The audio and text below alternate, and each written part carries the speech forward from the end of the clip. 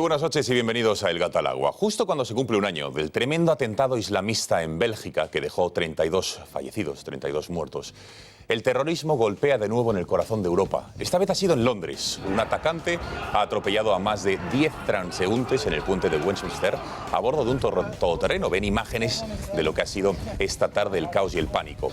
Ha estrellado el vehículo contra la verja del Palacio de Westminster y ha intentado asaltar el edificio antes de ser abatido por las fuerzas de seguridad. El balance de este atentado, trágico. 4 fallecidos, entre ellos el terrorista, y 20 personas heridas. El atentado estaba dirigido, sin lugar a dudas, contra el mayor símbolo de la democracia en el Reino Unido. Tras el ataque, la confusión y el caos se ha apoderado del centro de la ciudad, entre otras cosas porque es una de las zonas más concurridas de la capital británica y con más afluencia de turistas. ¿Quién está detrás del atentado? Es quizás una de las preguntas que todo el mundo se hace a estas horas. Es lo que vamos a intentar averiguar esta noche. Saben que la información oficial, una vez más, es escasa, a cuentagotas. Y eso, que ya ha habido hasta 2 o 3 incluso comparecencias desde Scotland Yard.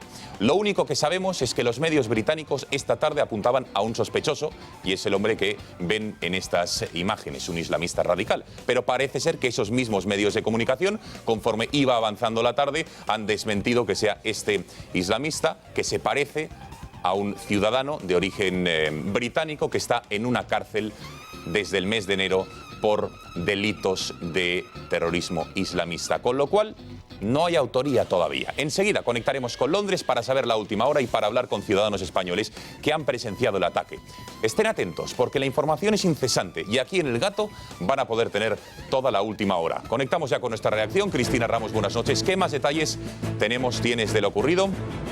Muy buenas noches, Gonzalo. Bueno, pues aunque por el momento las informaciones aún son escasas, sí que sabemos que se han encontrado 2 cuchillos en el lugar de lo ocurrido. También sabemos que de esos 20 heridos que cifraban en un principio, 2 de ellos ahora se encuentran en estado crítico. Además, todos esos trabajadores que se encontraban dentro del Parlamento británico ya han sido desalojados después de estar encerrados dentro 4 horas por lo que podría ocurrir fuera. También sabemos que Theresa May en unos minutos va a ofrecer una comparecencia para intentar esclarecer los hechos de lo ocurrido, porque de momento está dentro del Parlamento británico reunido con su gabinete de crisis para intentar saber qué ha podido ocurrir esta tarde en Londres.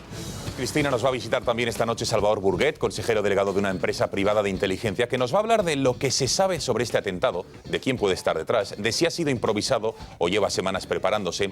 Y hablaremos del espionaje, cómo funciona, hasta qué punto se pueden prevenir este tipo de ataques, cuál es la mejor manera, insisto, de prevenirlos. Todas las respuestas en unos minutos. De la actualidad de nuestro país tenemos que hablar de la nueva muestra de chabacanería, y permítanme la expresión de Pablo Iglesias, quien se pregunta al presidente del gobierno hoy en el Congreso, ha intentado ir de gracioso, anotarse un tanto y francamente le ha salido el tiro por la culata. Rajoy, por cierto, en su respuesta, muy ingenioso, eso sí. Tiene usted varias opciones. Me importa un comino, el informe de los letrados, me importa un pimiento, me importa un huevo, me importa un rábano o me importa un pepino. Incluso tiene usted otras fórmulas más directas. Me la trae floja, me la suda, me la trae al fresco. Bueno, celebro saber que ya he conseguido el apoyo a los presupuestos y espero que todos los citados por usted tomen buena nota y le hagan caso. A partir de ahí yo pocas cosas más voy a tener que hacer. Y esta noche vamos a hablar de una lacra que se tiene que acabar en nuestro país. Padres violentos en campos de fútbol infantil, del fútbol base. El último episodio lo hemos visto este fin de semana en un partido en Mallorca, y van a ver imágenes el domingo pasado en la festividad del Día del Padre. Mientras los niños entre 12 y 13 años estaban jugando el partido de encuentro, un grupo de padres empezó a insultarse y a pegarse ante la mirada de sus hijos y del resto de asistentes que estaban en las gradas. Tal fue la violencia que el partido se tuvo que suspender. ¿Es normal este tipo de violencia entre padres? Porque no es la primera vez. De hecho, todos los sábados y todos los domingos ocurre en diferentes estadios. Se puede justificar. ¿Qué ejemplo toman los niños de sus progenitores si ven que llegan al insulto y al guantazo limpio? ¿Qué medidas proponen los expertos? Educadores, psicólogos, árbitros. Enseguida hablaremos con ellos en El Gato al Agua. Y tendremos conexión, por cierto, con el árbitro, con el colegiado del partido del pasado domingo, de ese mismo, para que nos explique cómo vivió ese partido, cómo vive este tipo de violencia y cómo, desde luego, o qué medidas propone para erradicarla. Les presento ya a la mesa que tenemos esta noche en El Gato al Agua. Está con nosotros Alejandro Requeijo. Alejandro, buenas noches. ¿Qué tal? Buenas noches, Gonzalo. Gracias por estar con nosotros en El Gato al Agua. Gracias a vosotros. Iván Espinosa de los Monteros, muy buenas noches. Muy buenas noches, Gonzalo. Más una expresión de un deseo que una constatación del día que hemos tenido hoy. Efectivamente, desde luego trágico. En Londres, enseguida conectaremos con la capital británica. Gracias por estar aquí. Alcalde de Brunete, Borja Gutiérrez, no es habitual verle a usted los miércoles aquí y nos alegramos entre semana. Buenas noches. Buenas noches, encantado de estar con vosotros, aunque sea miércoles. Gracias por acompañarnos. Eduardo García Serrano, buenas noches. Buenas noches, Gonzalo, a la mesa y a la aula. Gracias por estar en el Gatalagua, Eduardo. Y Julio Leonard, buenas noches, buena nit. Muy buenas noches. ¿Todo bien? Todo bien. Nos alegramos. Cristina Ramos, recuérdanos cómo puede participar la audiencia a través de las redes sociales y sobre todo el WhatsApp en este programa. Pues sí, muy buenas noches a todos los espectadores que nos acompañan una noche más en El Gato al Agua. Ya saben que pueden comentar el programa de diferentes maneras. Una de ellas es a través de WhatsApp. ¿Cómo hacerlo? Bueno, pues muy sencillo. Solo tienen que añadir nuestro número de teléfono en sus agendas. Apunten bien, el 670-034543. Ahí pueden escribir sus comentarios, sus opiniones y sus preguntas. Y además, muchos de esos mensajes que ustedes nos envíen los vamos a leer, los van a ver ustedes porque los vamos a leer en la parte inferior de sus pantallas. También pueden comentar y seguir el programa a través de la red social Twitter en nuestra cuenta @gato_directo o escribir sus comentarios con el hashtag #elgatoalagua. Y por último y no menos importante, recordarles también que pueden inscribirse en nuestro canal de YouTube Intereconomía TV, donde ya saben que desde hace unos días también pueden seguir el programa en directo en ese mismo enlace. Así que no lo duden, anímense y participen. Muchas gracias, Cristina. Y déjenme, antes de entrar en materia, preguntarles que si les gustan las novelas policíacas, las de conspiración, esas de estar pegado desde la primera página hasta la última sin aliento, estén atentos a la entrevista que vamos a tener a continuación. Se trata de una novela, y ojo con el día en el que se ha producido con la actualidad, de intriga sobre una conspiración para acabar con la vida del Papa. Una vez fracasó ese intento de atentado, los conspiradores quisieron llevar a cabo un ataque más atroz: volar con explosivos la Sagrada Familia de Barcelona, provocando su destrucción y la muerte de 3.000 personas. ¿Cómo se han quedado? Para hablar de todo ello tenemos al autor de esta apasionante novela titulada Conjura Gaudí, y está con nosotros José Bácaro Ruiz. Señor Bácaro, buenas noches. Buenas noches. Gracias por estar con nosotros en el Gatalagua.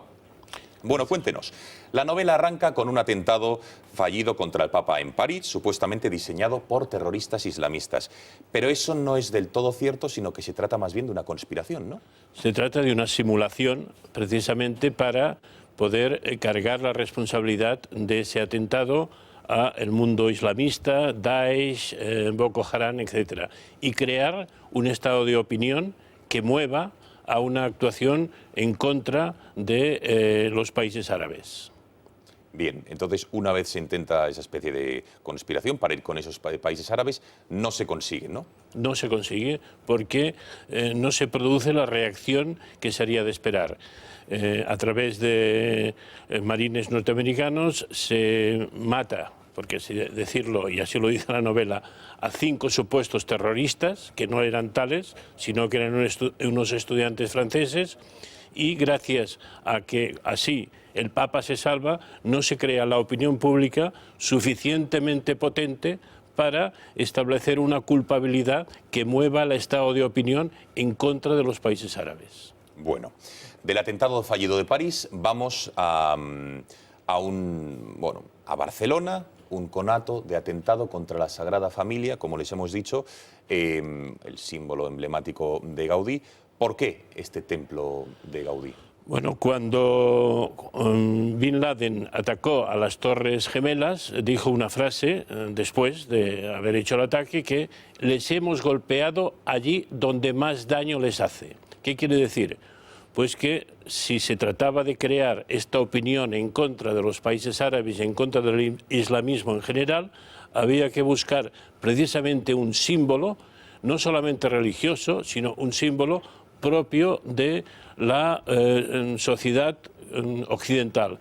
Y mejor símbolo que ese, que reúne las dos condiciones, un símbolo religioso por una parte y una muestra de la capacidad que tiene la sociedad occidental de hacer grandes monumentos y grandes edificios para atacarlo. O sea, que reunía aquellas condiciones que Bin Laden promovió. Bueno, en el libro denuncia usted que el poder utiliza estas situaciones de miedo, de caos, para alcanzar sus propósitos. Unos propósitos que en muchas ocasiones, digamos, no son los más justos, ¿no? Bueno, el poder siempre tiene, desde los tiempos de Maquiavelo, yo creo desde los tiempos casi de Adán y Eva, el mismo objetivo o los dos mismos objetivos. Es más poder y además prolongarlo el máximo tiempo posible. Entonces, en función de eso, ¿qué hace? Pues para conseguirlo, crea las condiciones de información, de manipulación, de la objetivación de un enemigo capaz de mover a la opinión pública en contra de ese enemigo para conseguir sus objetivos. Simplemente es eso, es una permanente manipulación. Tenemos ejemplos, los que queramos, pero quizá el más claro y que todos recordarán sea las famosas armas de destrucción masiva de Saddam Hussein. Yo recuerdo haber visto al secretario de Estado norteamericano en la ONU explicando, pero a voz en grito, que aquello eran armas de destrucción masiva. Eso que fue una manipulación para conseguir la invasión de Irak, que por cierto costó decenas de miles de víctimas, arruinar un país y crear un estado de anarquía que todavía nos está persiguiendo. O sea, el poder no tiene ningún escrúpulo, y esto Maquiavelo lo dejó escrito, y hoy en día, pues, con los medios de información y de comunicación que hay, se cumple al 100%, para manipular a la opinión pública en su propio beneficio.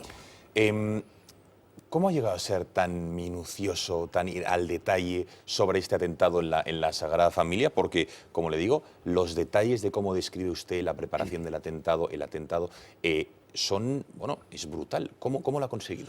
Bueno, yo si alguna desgracia tengo es ser arquitecto y además haber sido profesor de estructuras en la Escuela Técnica Superior de Arquitectura de Barcelona. Además de eso, cuando se estaba construyendo el túnel del AVE, que pasa a 3 metros de los cimientos de la Sagrada Familia, participé en unas plataformas que propugnaban una solución alternativa de ese túnel, pensando, y lo sigo pensando ahora, que tarde o temprano eso podía dañar al edificio, podía dañar los cimientos. Esa información que tuve tan minuciosa y que defendí en cantidad de asambleas que al final no sirvió de nada, porque se tiró por el derecho, para decirlo claro y castellano, no sirvió de nada, pero me dotó de una información muy exacta, muy detallada, de por dónde, de qué manera y de qué forma se podía llevar a cabo este atentado. Bueno, ya por último, ¿no cree que después de haber escrito esta novela Conjura Gaudí, no puede usted haber dado, con tanto detalle, no puede usted dar alas a algún fanático, algún terrorista o conspirador para intentar hacer algún tipo de atentados similar o igual al que detalla usted en el libro? Bueno, yo creo que ideas no hacen falta dárselas, porque el propio ISIS ya ha dicho que no solamente la Sagrada Familia, que la ha sacado en un listado de posibles objetivos, sino el Museo del Prado, sino la Catedral de Sevilla, cantidad de objetivos, incluso el campo del Club de Fútbol Barcelona. Imaginémonos lo que significaría una bomba en un Barça-Madrid, por decirlo de alguna manera, en el campo de fútbol del Barcelona. En fin, un desastre tremendo. No hace falta darles más, digamos, ideas, porque ya las tienen de sobras, y además de eso, y en función de lo que usted me está diciendo, yo he hecho llegar un ejemplar del libro al Patronato de las Obras de la Sagrada Familia para que estén informados. Pues don José Bacaro Ruiz, muchísimas gracias por haber estado esta noche en el Catálogo y buenas noches. Gracias a ti, Gonzalo. Bueno, no se lo pierdan, ¿eh? Conjura Gaudí, este libro apasionante de conspiraciones que les va a atrapar desde la primera a la última página. Mañana se presenta aquí en Madrid. Una brevísima pausa de publicidad y regresamos a lo que sí que ha sido un atentado real, en serio, hoy en Londres, con todos los protagonistas. Volvemos y nos vamos a la capital británica. Hasta ahora. El libro vendido, vendido, vendido. Es una biografía de Eduardo Molet, de su trayectoria de empleado a empresario de éxito. Cuenta cómo no espera que las oportunidades lleguen, sino cómo hace que las cosas ocurran. Crea las oportunidades. Para ello realiza acciones de marketing de guerrilla que sorprenden y llegan al corazón del posible cliente. Va camino de convertirse en un bestseller, 20.000 ejemplares vendidos en tan solo 2 meses. Se vende en toda España, en el Corte Inglés o en la Casa del Libro, así que no lo dudes y hazte con él.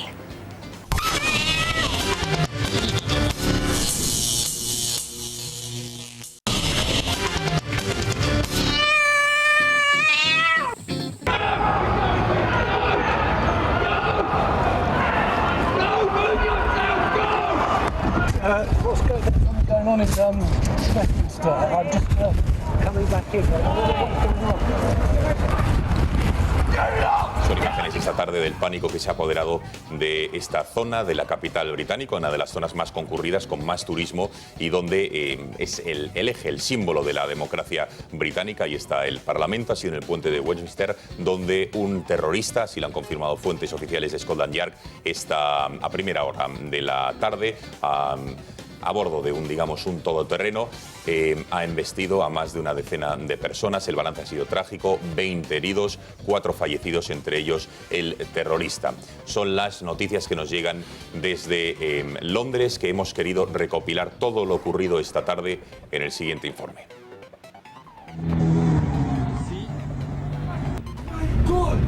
Pánico y caos en las calles de Londres, donde un varón de mediana edad ha arrollado con un todoterreno a los viandantes que circulaban por el puente de Westminster para terminar apuñalando a un agente de policía en las inmediaciones del Parlamento británico.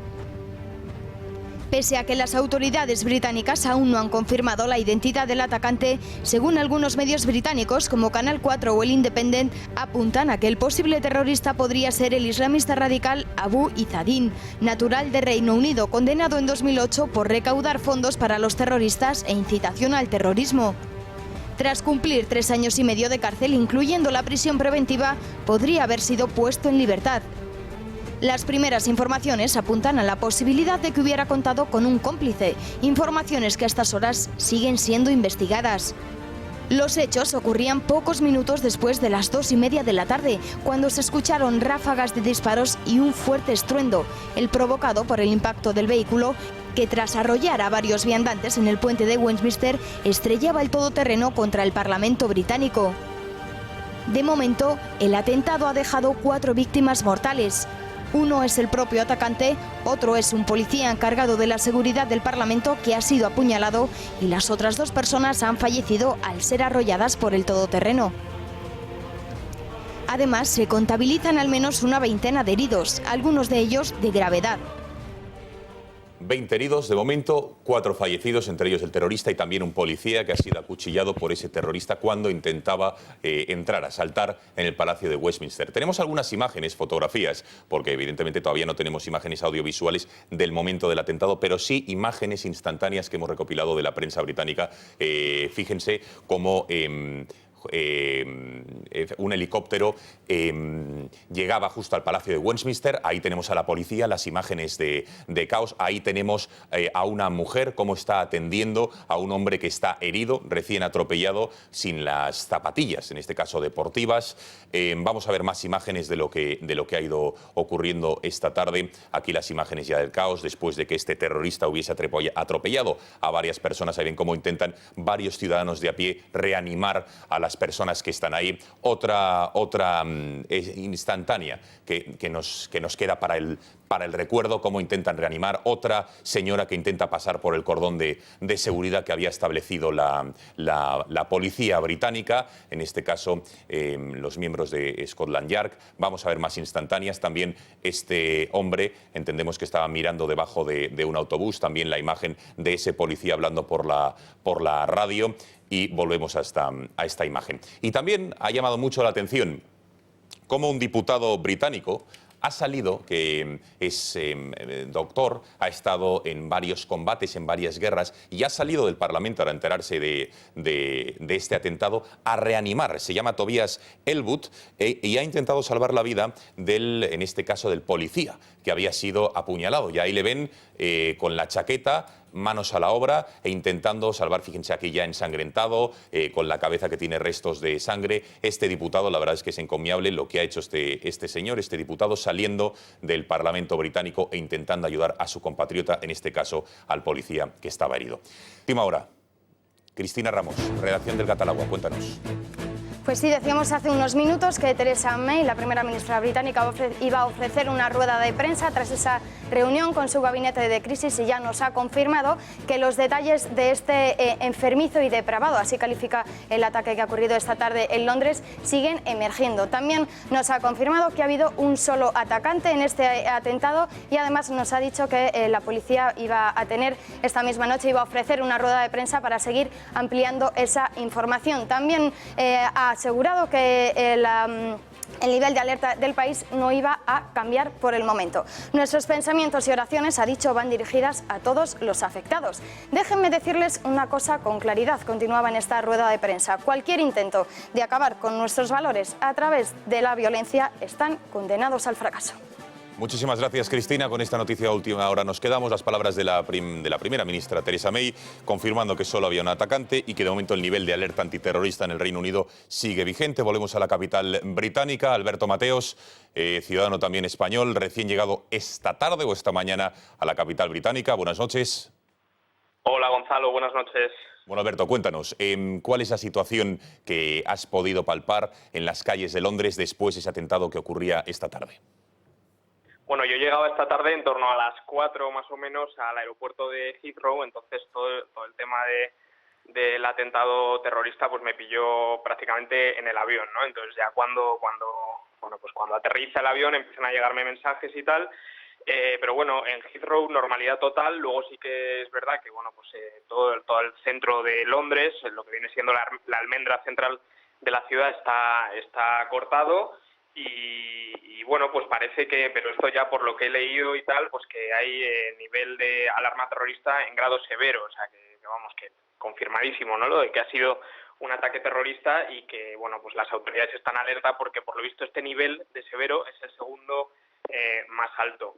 Y pues poca cosa, a ver, yo estoy ahora mismo en un barrio de Londres que está, bueno, relativamente céntrico, pero no en el centro. No sé, cosas anecdóticas que me han contado, pues por ejemplo el London Eye, que es la famosa noria esta que seguro que todos conocéis, que está en la orilla del Támesis, pues creo que ha sido cortada en el momento o minutos después del atentado, dejando a algunos turistas pues subidos, ¿no?, arriba en la noria. Y bueno, pues poco más te puedo contar, Gonzalo. Alberto, una última cuestión. En cuanto habéis llegado tú y tu familia a ese aeropuerto londinense de Heathrow, ¿os habéis enterado del atentado? ¿En algún momento os habéis planteado regresar a España o tenéis la esperanza de que esto no vaya más? No sé si ha sido un tema consciente y meditado. No sé si os habéis informado para tomar una decisión al respecto. No, a ver, es verdad que pues al final, pues cuando hemos aterrizado en el aeropuerto, quizá no sé si había más control de lo habitual. Es verdad que había una cola pues bastante pronunciada, que a lo mejor normalmente pues son 5 minutos, esta vez a lo mejor han sido 40 minutos, o sea, hemos estado un rato esperando para pasar ese control de seguridad, pero no, en ningún momento hasta que no hemos llegado tampoco hemos parado a pensar pues lo que ha sido, lo que ha ocurrido, y de momento no nos planteamos volver hasta dentro de una semana, que es cuando teníamos planificado. Alberto Mateos, ciudadano español que está ahora en este viaje en Londres, testigo de lo que ha ocurrido, del ambiente que se vive a estas horas en la capital británica. Gracias por haber atendido la llamada del Gat al Agua y muy buenas noches. Gracias a vosotros, Gonzalo. Hasta luego. Bueno, casi quedan 2 minutos para las 10:30 de la noche. Tenemos más testigos en Londres, tenemos analistas en la mesa para analizar qué es lo ocurrido. Tenemos que hablar de espionaje, que se podía haber prevenido de alguna manera este tipo de ataque, de atentado. Más actualidad, más información a la vuelta de la publicidad aquí en el Gat al Agua.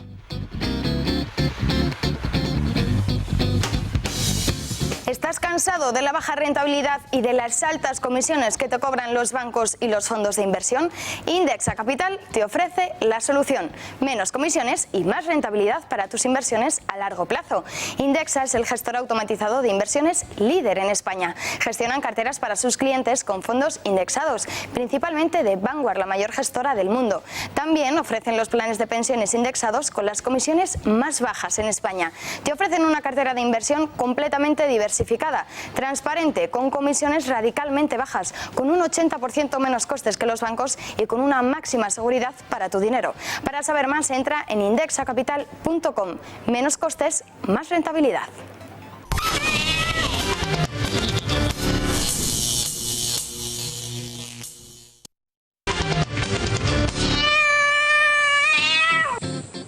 Programando ya una pequeña escapada, te proponemos una magnífica oportunidad para plantearte un plan sencillo, pero completo. Visitar Boadilla del Monte, un municipio a tan solo 14 kilómetros de Madrid, donde naturaleza, cultura y gastronomía se combinan para hacer de él un destino de primer orden. Boadilla es parte fundamental de la historia de España por su rico patrimonio histórico y natural, en el que destacan el Palacio del Infante Don Luis de Borbón y sus jardines, así como su espectacular monte de encinas, que podéis visitar y disfrutar de diferentes modos. Visitar Boadilla del Monte es un lujo al alcance de todos.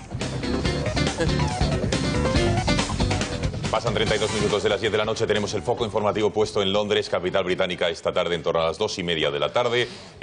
Se producía un atentado terrorista en el puente de Westminster, al lado del Palacio, y ahí fallecían 4 personas, entre ellas el terrorista, más de 20 resultaban heridas. Tenemos una recreación del recorrido para que vean cómo ese terrorista iba a bordo encima de un todoterreno. La iniciaba al comienzo del puente y fíjense, ha ido atropellando a diferentes personas a lo largo del recorrido, sobre todo por esa acera izquierda. Al final ha topado con una verja del Palacio, la ha saltado y ha acuchillado a un policía que fallecía minutos después. Finalmente ha sido abatido y el terrorista, junto a las otras 3 personas, entre ellos el policía, quedaban muertos, fallecidos minutos después. Esto es lo que estaba ocurriendo en Londres. En nuestro país vamos a ver las primeras reacciones a través de Twitter, las redes sociales. Sus Majestades los Reyes y el presidente del gobierno, Mariano Rajoy, han reaccionado. La Casa Real decía que estaban conmocionados por el atentado de Londres. Toda nuestra solidaridad con el pueblo británico y sus instituciones en la lucha contra el terror. Más reacciones del presidente del gobierno, Mariano Rajoy, quien en Twitter decía que España está con el pueblo británico. Condena el ataque sufrido en las inmediaciones de Westminster. Londres, solidaridad con las víctimas. Y nos vamos hasta Estados Unidos, porque Donald Trump también dice haber hablado con la primera ministra del Reino Unido, Theresa May, para ofrecerle sus condolencias por el ataque terrorista ocurrido hoy en Londres, en la capital británica.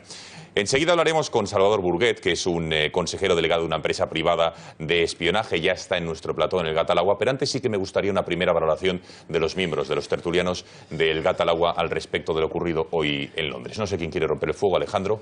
Bueno, a la espera de lo que nos cuente Salvador, que evidentemente tendrá mucha mejor información, a mí me gustaría abrir con una imagen que me ha llamado la atención. Era una imagen que salía una estatua que hay de Churchill justo enfrente del Parlamento británico y de fondo una escena propia después de un atentado, ¿no? Y he recordado, imposible no acordarse de ese discurso de Churchill en el que decía que lucharemos en las calles, lucharemos en las playas, lucharemos en nuestras colinas y no nos rendiremos jamás. Bueno, pues tomar el discurso de Churchill para reivindicar eso, ¿no? Que esta sociedad no puede rendirse nunca ante el terror, porque independientemente del sello o el apellido que tenga este atentado terrorista, evidentemente yo creo que estamos hablando claramente ya de un lobo solitario. El modus operandi es verdad que nos suena, no es nuevo. Estamos hablando de un vehículo arrollando a gente. Salvador conoce bien el origen de todo eso. Podemos datarlo en el año 2010, una revista de Al Qaeda en el año 2010, llamada Inspire, donde instaba a sus seguidores a utilizar vehículos de gran cilindrada para arrollar a gente.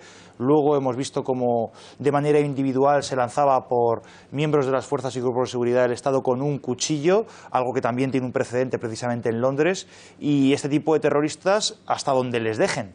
Y en este caso, pues han topado con las fuerzas y cuerpos de seguridad que le han detenido, ¿no? Yo creo que antes preguntabas, ¿esto se puede evitar? Yo creo que cuando hablamos de que la seguridad total no existe, hablamos de esto, de que cualquier descontrolado con un vehículo pueda sembrar el caos incluso en el corazón de Londres. Y es verdad que no estamos exentos de esto. Y es verdad que se ha desmentido que fuese la persona que en un principio se ha señalado, pero volvíamos a situar en el centro de la escena a una persona nacida en Gran Bretaña. Es decir, nacida allí, educada allí, con los valores de allí, que sin embargo, una vez más, se vuelve contra la democracia que le ha dado abrigo durante todos los años, durante toda su vida, y acaba perpetrando un atentado. Me llamaba la atención nuestro compañero de la cadena COPE, que estaba por unir testimonios, ¿no? a la información con cuentagotas que nos está llegando desde allí. Me llamaba la atención la información que decía, y es que Iván Alonso, compañero de la cadena COPE, comentaba que han estado allí 5 horas retenidos y han ido saliendo después de un registro uno a uno, las personas que estaban incluso dentro del Parlamento. Es decir, entiendo que en las autoridades británicas se barajaba cualquier hipótesis, es decir, que este descontrolado, por llamarlo de alguna manera, este terrorista contase con algún tipo de apoyo dentro del Palacio, porque si no, no se hace un registro de uno a uno, persona a persona, durante 5 horas. Y luego entraremos en más valoraciones, pero evidentemente las repercusiones políticas que este atentado tendrá y pongo el foco en la campaña electoral para las elecciones francesas. Eduardo.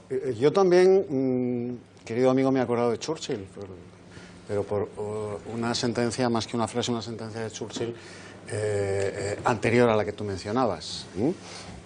Aquella en la que cuando vuelve Chamberlain con los papeles que Hitler le había firmado en el Pacto de Múnich después de merendarse Austria, los Sudetes, Checoslovaquia, la guerra. Dice, por no hacer la guerra habéis renunciado al honor y ahora tendréis las dos cosas. Bueno, ahora vamos a tener las dos cosas. Decías tú que esto no se puede evitar. Evidentemente el atentado súbito de un elemento desconocido no se puede evitar, pero es que este elemento sí era conocido. Este es un elemento, un imán, que fue detenido en Inglaterra y encarcelado, si se confirma, yo barajo la información que tenemos hasta el momento, por sus prédicas violentas, con el Corán en la mano, a favor de la yihad. Sí se podía haber evitado, sí se confirma esta hipótesis. Estamos en el síndrome de Colonia. Por los pasos, la cadencia de la información hasta el momento, estamos en el síndrome de Colonia, la Nochevieja de hace 2 años, cuando un grupo de refugiados musulmanes se dedicaron en Nochevieja a violar chicas alemanas en Colonia. Os acordaréis de cómo la alcaldesa, además alcaldesa de Colonia, y la policía de Colonia retardaron lo más posible la información sobre la naturaleza de los violadores, sobre su identidad cultural, su identidad étnica, etcétera, e incluso llegaron a negarlo. Y hubo un acuerdo tácito entre la policía y la alcaldesa de Colonia para que no se hiciera público que eran musulmanes y además refugiados recién llegados a Alemania. Este es el síndrome que yo percibo que estamos teniendo en Londres, con el retardo de la información sobre la naturaleza del terror. El síndrome que se ha visto en los tweets de todos los jefes de Estado y de Gobierno de Europa dando el pésame a los ingleses, a los británicos. El terror, fuerza para combatir el terror. Si empezamos por quitarle el apellido al terror que hoy se ha desencadenado en Londres, como el que se desencadenó en Alemania en la Nochevieja de hace 2 años, le estamos hurtando al pueblo británico, como al pueblo alemán o como al pueblo belga, la naturaleza de ese terror. Porque el terror no es algo universal.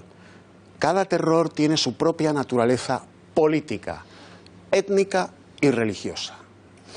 Pero aquí estamos en la propaganda sensiblera de que la alianza de civilizaciones es estupenda y maravillosa. Y eso es lo que nos está trayendo. Yo sé que este discurso puede parecer islamófobo. No lo es en absoluto. Lo que sucede es que hoy en Europa se le tiene más miedo, más terror a la tilde de islamofobia que al propio terrorismo islámico. Bueno, estaremos atentos. Por cierto, nuestra compañera Cristina Ramos está en la redacción del Gatalagua, que con cualquier novedad, entre otros, lo más importante, y ahora le preguntaremos, por cierto, a nuestra analista, nuestro experto en espionaje, sobre la autoría del atentado, de confirmarse los extremos que decía Eduardo García Serrano, que de momento no están confirmados, era un bulo, o eran informaciones de periódicos como el Mirror, The Independent, varios rotativos británicos de gran importancia decían, luego han quitado esa información misteriosamente y apuntaban claramente a la persona que les hemos mostrado. Pero eso les informaremos a medida que vaya avanzando el Gatalagua. Venga, más opiniones, que sobre todo me interesa la de Salvador Burguet, así que me gustaría un primer titular del análisis de lo que ocurría, alcalde. Bueno, yo estando de acuerdo en que, evidentemente, bueno, pues lo primero que tenemos que conseguir conocer es la autoría del hecho en sí, pero hay cosas que tenemos que dejar claro, y sobre todo porque cuando ocurren este tipo de actuaciones la primera sensación es bueno, pues que haya una especie de espíritu de ánimo, ¿no? O sea, de pánico, perdón, que cunda el pánico entre toda la población, no solamente la que ha sufrido el atentado en sí, sino además el resto de poblaciones europeas. Yo creo que aquí no estamos valorando en este momento la autoría, aunque, insisto, es necesario conocerla, pero no estamos valorando la autoría, sino que estamos ante un nuevo terrorismo muy difícil de combatir. Aunque, Eduardo, decías que, bueno, puede ser que, hipotéticamente, presuntamente, este señor estuviera ya, bueno, pues recogido sus datos y, bueno, pues tuviéramos se le hubiera hecho un seguimiento y demás. Sí, pero es complicado porque ¿cómo se puede combatir un terrorismo que la persona que lo ejecuta es capaz de atentar contra su vida, de perder la vida con tal de que los demás la pierdan? Eso es muy complicado y tenemos este ejemplo, hemos tenido Niza, hemos tenido Bruselas, que además, curiosamente, hoy se cumple un año también de los atentados de Bruselas. Es decir, es muy complicado combatir este nuevo terrorismo, pero una vez dicho eso, e insisto, buscando la autoría, conociendo la autoría, una vez dicho esto, lo que tenemos que transmitir es un mensaje de tranquilidad. Es un mensaje, sobre todo en el caso de España, en el que, desafortunadamente, nuestras fuerzas y cuerpos de seguridad tienen una experiencia de muchos años. Si en eso la clase política europea os la pintáis fenomenal. No, pero es que es necesario, Eduardo. Es necesario. Un momento, luego replica Eduardo. Pero concluimos esta primera ronda. Es imprescindible y lo tienen que decir los políticos porque son los representantes institucionales. Igual que los medios de comunicación transmiten la noticia, los políticos somos responsables del devenir de la nación y, por tanto, tenemos que transmitir mensajes de tranquilidad. En el caso concreto de España, yo creo Tranquilos, no pasa nada. No, sí pasa. No era nada lo del ojo y lo traía en la mano. Eduardo, claro que pasa. He empezado diciendo que es un terrorismo muy difícil de combatir. Pero que sea difícil de combatir no quiere decir que vivamos en un permanente estado de angustia y de indefensión. Es conveniente que los ciudadanos salgan a la calle con tranquilidad y, en el caso concreto de España, teniendo la certeza de que tenemos las fuerzas y cuerpos de seguridad más experimentadas de todo el continente europeo. Iván y Julio. Yo vengo hoy de luto, vengo con una corbata negra y no es casualidad, vengo con una corbata negra por los atentados de hoy de Londres. Hoy es también el primer aniversario de los atentados de Bruselas, que no olvidemos que es la capital de Europa. Hoy también se ha detenido a unos cuantos islamistas en España por radicalizar a varias personas de su entorno. Yo quiero lanzar un mensaje de absoluta intranquilidad. No podemos lanzar un mensaje de tranquilidad a la población. Tenemos que estar muy intranquilos. Estamos siendo constantemente atacados. Y constantemente atacados, ya sea en París, ya sea en Londres, ya sea en Alemania, en Colonia, ya sea durante bastantes años en Inglaterra, en un pueblo donde se estuvo violando sistemáticamente a varias niñas a partir de 10 y hasta entre 10 y 16 años, durante meses e incluso 2 años, sin que nadie hiciera nada por ello porque eran pakistaníes y no se quería decir que eran pakistaníes. Europa está siendo atacada. Y hay quien quiere verlo y hay quien no quiere verlo. Y el atentado de hoy es un símbolo más. Y como esto, pues habrá muchos. Y tenemos que defendernos. Y antes estáis citando a Churchill diciendo que no nos podemos rendir y que hay que luchar. Sí, pero es que luchar no es encender una velita y decir pray for Paris, porque se están tronchando de risa en los países islámicos donde este tipo de cosas se financian y se celebran. Hoy, mientras se daba la noticia en la televisión árabe, había constantes muestras de apoyo, había constantes likes, había constantes escritos de Allah Akbar. Esto es algo que se celebra en muchos países. No he visto ni una sola condena de ningún grupo musulmán. He visto condenas de todos los líderes europeos, de los españoles, de los incluso occidentales, de los americanos, de los europeos, de todas partes. No he visto una sola condena de un grupo musulmán. No he visto una sola condena de una comunidad musulmana, ni hoy, ni desde hace 15 años que estamos siendo atacados en Occidente de manera radical y de manera constante. Así que yo lanzo un mensaje de intranquilidad absoluta. No podemos estar tranquilos, tenemos que defendernos y tenemos que defendernos de la islamización de Europa que anda detrás del 80%, por no decir el 90% o el 95% de los atentados que estamos sufriendo en Europa. De manera que tranquilidad ninguna, todo lo contrario, seamos mucho más conscientes de los riesgos que estamos corriendo, porque solo si somos conscientes podremos defendernos, si no, no. Yo creo que es bastante llamativo que justo ayer estuviéramos hablando de que los británicos habían decidido que en los aviones no se iba a poder subir móviles y iPads y demás por temas de seguridad, medida que posteriormente seguía Estados Unidos, se subía también al barco para el control de la tecnología, para evitar que en aviones se pudieran utilizar para explosionarlos y demás, y hoy nos encontramos con esto. Es decir, sí que es cierto que vemos de forma continuada que este tipo de situaciones se dan. Sí que es cierto que no sabemos la autoría, no podemos saber en un momento dado si efectivamente esta información que habían dado, que al parecer era fake news, finalmente se confirma o no se confirma. Pero sea un lobo solitario o no, lo que sí que está claro, como decías tú antes, es que aquí se puede tirar del hilo y se puede ver de dónde puede haber sacado estas ideas y por dónde le pueden haber llegado.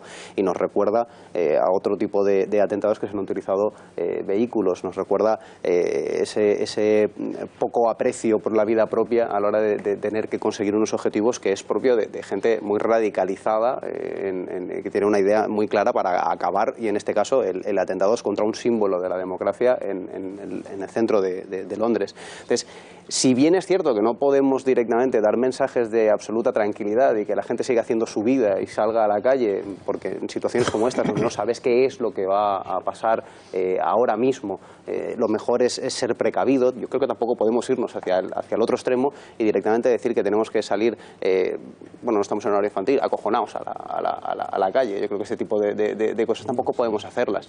Tenemos fuerzas y cuerpos de seguridad del Estado, no solo en España, sino en el resto de Europa, profesionales.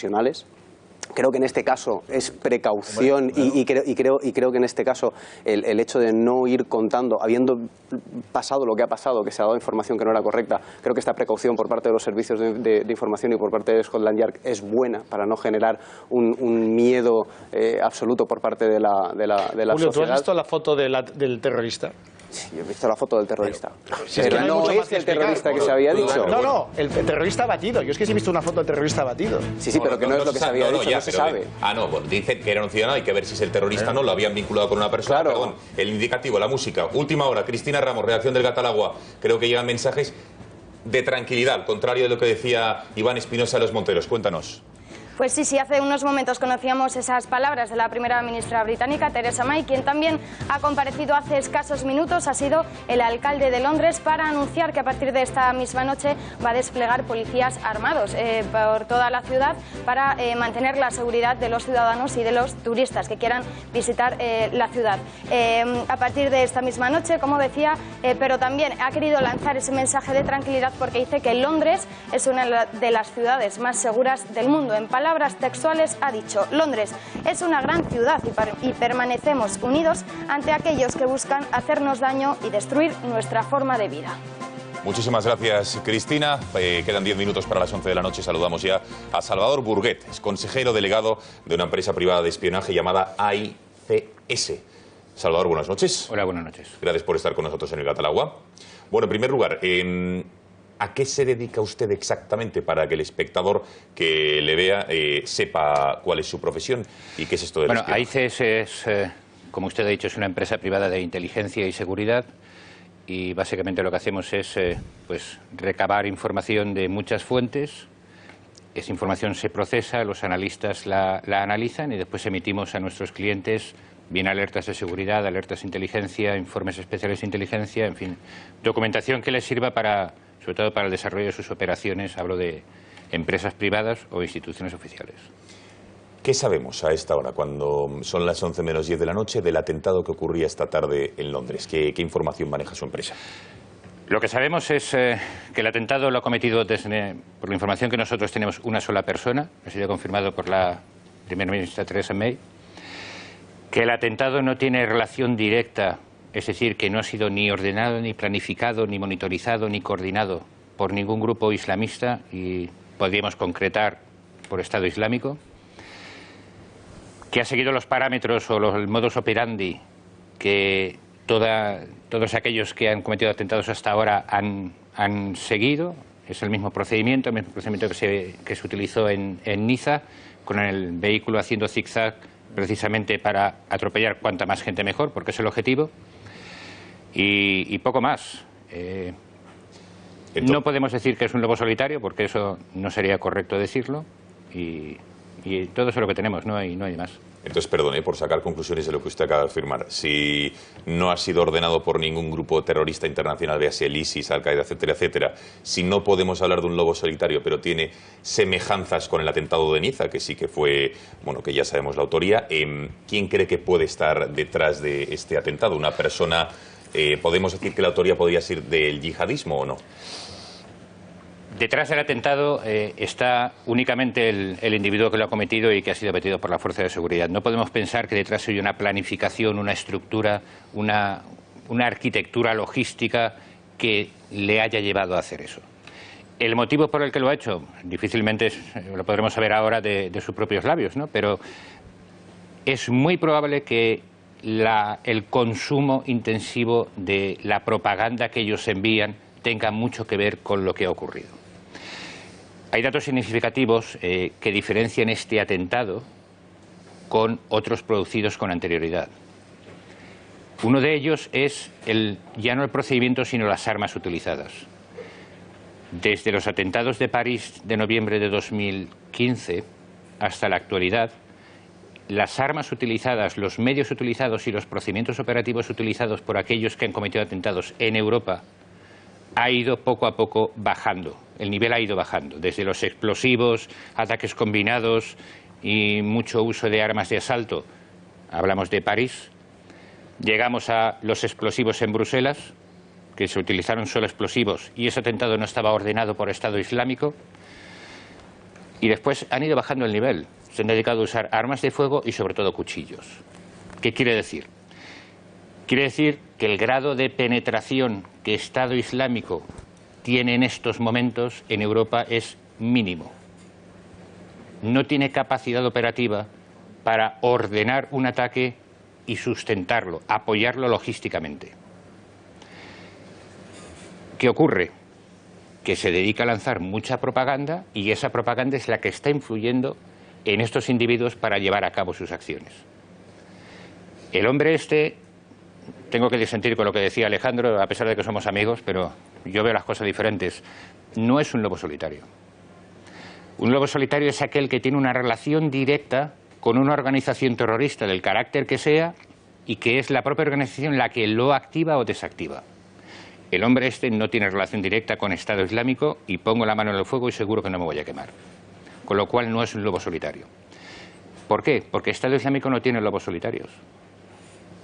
Estado Islámico, como Al-Qaeda en su momento, lo que tiene es una diáspora muy grande de musulmanes viviendo en Europa, y de eso tenemos claros ejemplos en Bélgica, en Francia también, en España también hay una diáspora importante de musulmanes, y son fácilmente penetrables con su propaganda. Es decir, la capacidad que la organización terrorista tiene para penetrar esas mentes y los más vulnerables, cambiarles y hacer que trabajen para ellos, es muy grande. Entonces no le hace falta un lobo solitario. Los últimos trabajos de investigación que hemos hecho nosotros en AICS, a raíz de los atentados cometidos en Europa, demuestran algo que es ciertamente preocupante. Después de los atentados de Bruselas, que repito, no ordenó Estado Islámico porque no lo hizo, se han ido cometiendo atentados esporádicos, nosotros llamamos atentados selectivos, contra un sacerdote en Francia, contra miembros de las fuerzas de seguridad en Bélgica, también en Alemania. Esos atentados no están dirigidos no están incitados por Estado Islámico, pero están dirigidos. Me explico. El procedimiento que han usado todos aquellos que han cometido esos atentados con armas de fuego ha sido el siguiente. Consumidores importantes de propaganda islamista, que llega un momento que deciden que ellos también quieren pasar a la acción imbuidos por esa propaganda, contactan, y esto es muy fácil de hacer, lo podemos hacer cualquiera de nosotros, por sus canales de comunicaciones abiertos, con miembros operativos de Estado Islámico Siria, se establece una comunicación y una fluidez de conversación entre Siria y el caso, por ejemplo, de Alemania, y entonces llega un momento en que se Siria está convencida de que ese o esos individuos pueden pasar a la acción. En concreto, en el caso de Alemania, lo que hicieron fue activaron sus canales logísticos, es decir, contactaron con las redes de contrabando de armas que existen en Europa, radicadas la mayoría en Bélgica, como todos sabemos, y a través de esas redes de contrabando compraron armamento, pero siempre apantallándose, es decir, no llega un islamista de Estado Islámico desde Siria y dice voy a comprar armamento. Compraron el armamento. El armamento lo escondieron en un vehículo aparcado en un centro comercial en Berlín. Una hora antes de que ese vehículo desapareciese de ahí, le mandaron un mensaje a los dos individuos. Esto es un caso real y además es una investigación nuestra, con lo cual no me lo estoy inventando. Quiero decir que fue así. Sí. Ellos recibieron el mensaje y sabían que tienen una hora. Fueron al lugar, ese mensaje? Recogieron un mensaje por Telegram. ¿Pero quién lo envió? Lo envía Siria. Bien. Reciben el mensaje estos dos individuos, fueron al aparcamiento, recogieron el vehículo, se fueron con el vehículo, sacaron las armas que tenían en el maletero, abandonaron el vehículo y después cometieron el atentado. Y esto no ha ocurrido solo una vez, es el modus operandi que se ha llevado hasta ahora cuando han usado armas. Quiero que vean una imagen que son compañeros de Salvador Burguet. Están trabajando en este momento en la redacción del Gatalagua, trabajando en un ordenador para investigando, buscando pistas, cualquier indicio. No sé si podemos ver la imagen de cómo están trabajando ahí, efectivamente. Ahí están trabajando en este momento para intentar buscar algún tipo de pista o de indicio de lo que está ocurriendo o de quién puede estar detrás de lo que ha ocurrido en Londres. Enseguida, si hay más... si hay alguna pista, nos lo dirán y nos lo comunicarán. Enseguida seguimos con Salvador Burguet, volvemos hasta Londres. Tenemos un nuevo testimonio de una ciudadana española que vive en la capital británica, se llama Catalina. Catalina, buenas noches. Buenas noches. Bueno, Catalina, cuéntanos, ¿cómo has vivido tú, cómo te has percatado, cómo te has enterado? Entiendo que estabas trabajando en la oficina y cómo han sido las horas en el momento en que te has enterado y las horas siguientes. Pues yo estaba trabajando, estaba en una reunión y en nuestro edificio hay pantallas que estaban conectadas con las noticias de la BBC y bueno, la noticia ha sido en directo, nos lo ha comunicado un compañero que estaba viendo las noticias y bueno, al principio un poco de caos y confusión porque nadie sabía exactamente lo que había pasado, pero vamos, aparte de eso, ha seguido todo como con relativa normalidad hasta que ya por fin ha terminado la jornada laboral. Y sí que es verdad que en la City de Londres, el distrito financiero, no había ninguna señal de alarma. Todo ha transcurrido con total normalidad, incluso el metro, las líneas del metro funcionaban. La única parada de metro que estaba cortada obviamente era Westminster, pero vamos, en principio no ha habido presencia policial inusual, ha sido todo con bastante normalidad. Bueno, normalidad, y luego entiendo que, Catalina, no sé si vives también en la City o vives cerca en los aledaños de digamos, la zona financiera, pero no sé si en la policía has visto más, en la calle, más presencia policial o no más que en un día normal. No, nosotros vivimos cerca de Westminster, vivimos en la zona de Pimlico y por nuestra zona no ha habido más presencia policial. Ni siquiera se han oído sirenas de coches policiales en la zona. O sea, en general todo con relativa normalidad. Una última cuestión, Catalina, del tiempo que lleves en Londres, que ahora nos cuentas cuánto es. ¿Crees que Londres o el Reino Unido en general vive con especial o con algún tipo de diferencia la amenaza del terrorismo? ¿Vive con más sensación de que puede ser atacado por el terrorismo en tu día a día, en la relación que tienes con los británicos en la calle, o no? ¿O no hay una situación de pánico o de amenaza? Hombre, claro que hay cierta sensibilidad, o sea, hay sensibilidad porque no es el primer atentado, obviamente, y sí que es verdad que la gente está muy sensibilizada con el tema. No he tenido oportunidad de comentarlo con mis compañeros porque no he vuelto recentrarme en la noticia, no he tenido mucho contacto con ellos. Supongo que mañana sabremos más y veremos qué medidas se toman al respecto. Queda clarísimo. Catalina, ciudadana española, residente en Londres, muchísimas gracias por haber atendido la llamada del Gatalagua y buenas noches. Gracias. Buenas noches.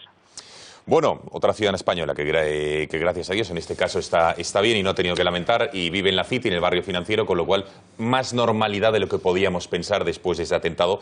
Señor Burguet, hablaba usted de otros casos que ustedes han investigado, con lo cual a esta hora, 11 de la noche, lo que podemos saber es que ha sido una persona, el origen no se sabía, los motivos que le han llevado es que a lo mejor probablemente de ser un terrorista islamista habrá sido y habrá aprendido a través de las redes sociales, internet, de esa propaganda islámica, ese modus operandi del camión. Ha bajado, como dice usted, desde noviembre del 15 el uso de armamentos pesados, cuchillos sí, camiones, en este caso vehículos, pero el modus operandi es claro. Sí, el modus operandi es claro, pero es el modus operandi que ellos publican. Hace aproximadamente medio año sacaron un vídeo bastante macabro en el cual explicaban, primero en teoría y después sobre una persona real, cómo atacar a un policía en la calle. Y en ese vídeo solo se usaban cuchillos. Es decir, primero ellos explicaban qué tipo de cuchillo tenía que ser. Una navaja no, porque se dobla. Un cuchillo muy grande, el jamonero típico no, porque es muy grande. El tipo de cuchillo y después... Puñal, ¿no? Un puñal, efectivamente. Y después, cómo atacar a un policía en la calle. Incluso cómo distraerlo. Yo voy a preguntarle una dirección. Cuando el agente intenta mirar la dirección, le meto el cuchillo.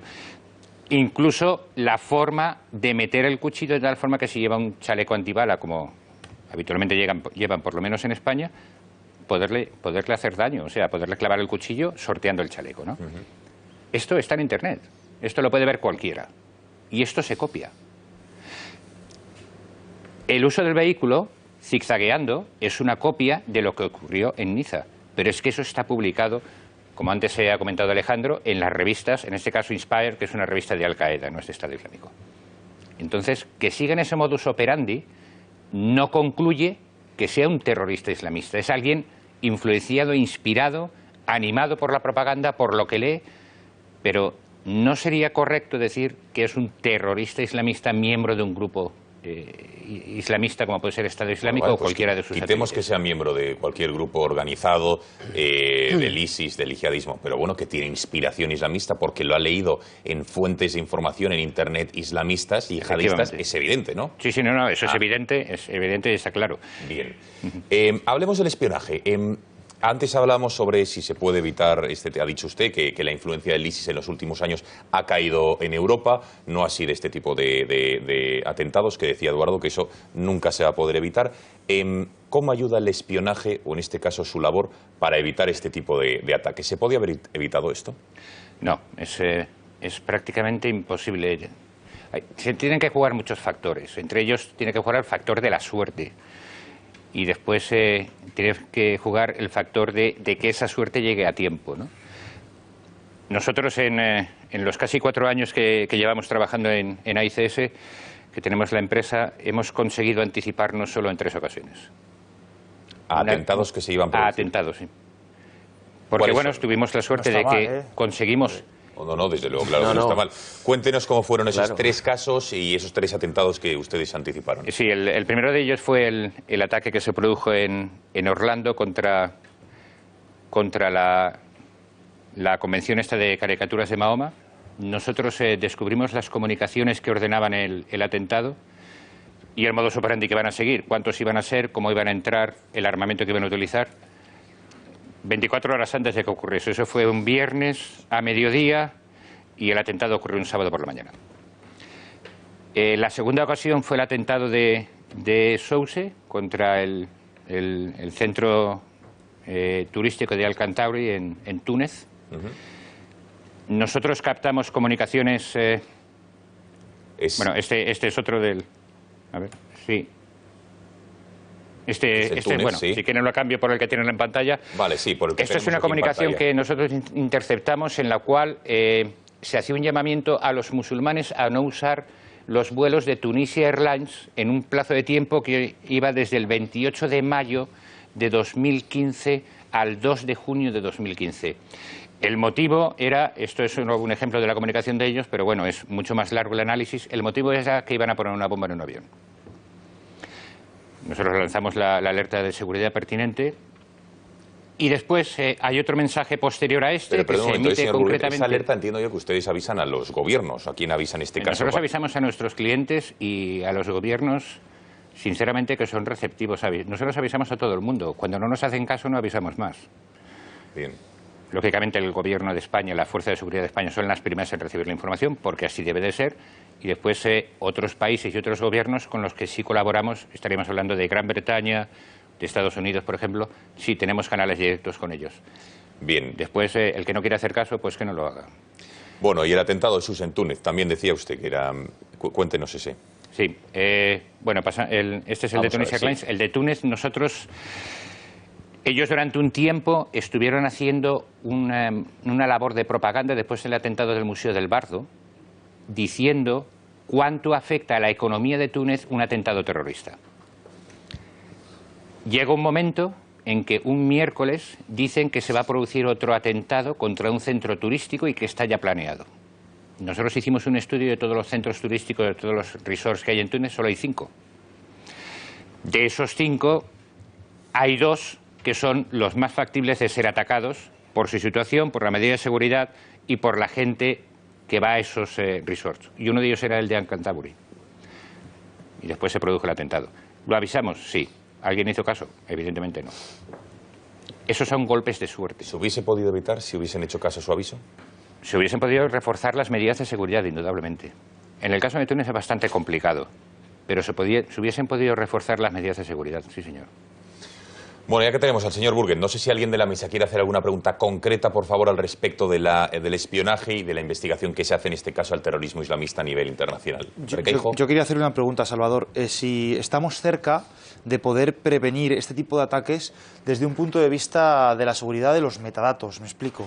El PNR, como sabes, es una medida que se va a implantar en Europa después de mucho debate y de mucha oposición de parte de algunos países europeos, y básicamente consiste en eso, en cruzar datos. Es decir, si una persona empezó el viaje solo y luego se le unieron más personas, si llevaba o no llevaba equipaje, si viene de algún país que se pueda considerar en conflicto como pueda ser Siria.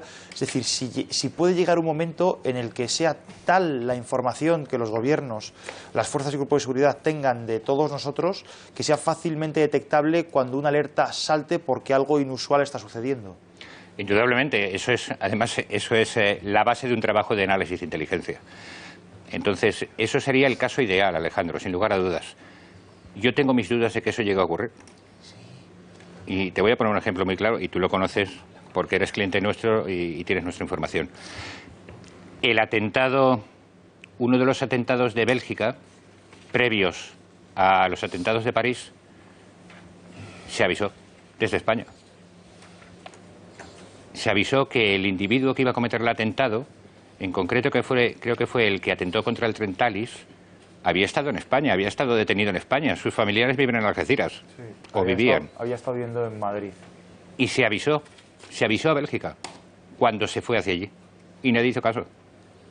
Por ejemplo, no hay cruce de información, y no hablo de España, pero en Bélgica, en Francia, no hay cruce de información. Si hubiese un cruce de información como pretenden, estas cosas, no en concreto lo de Gran Bretaña, pero sí se evitaría, pero es que no lo hay.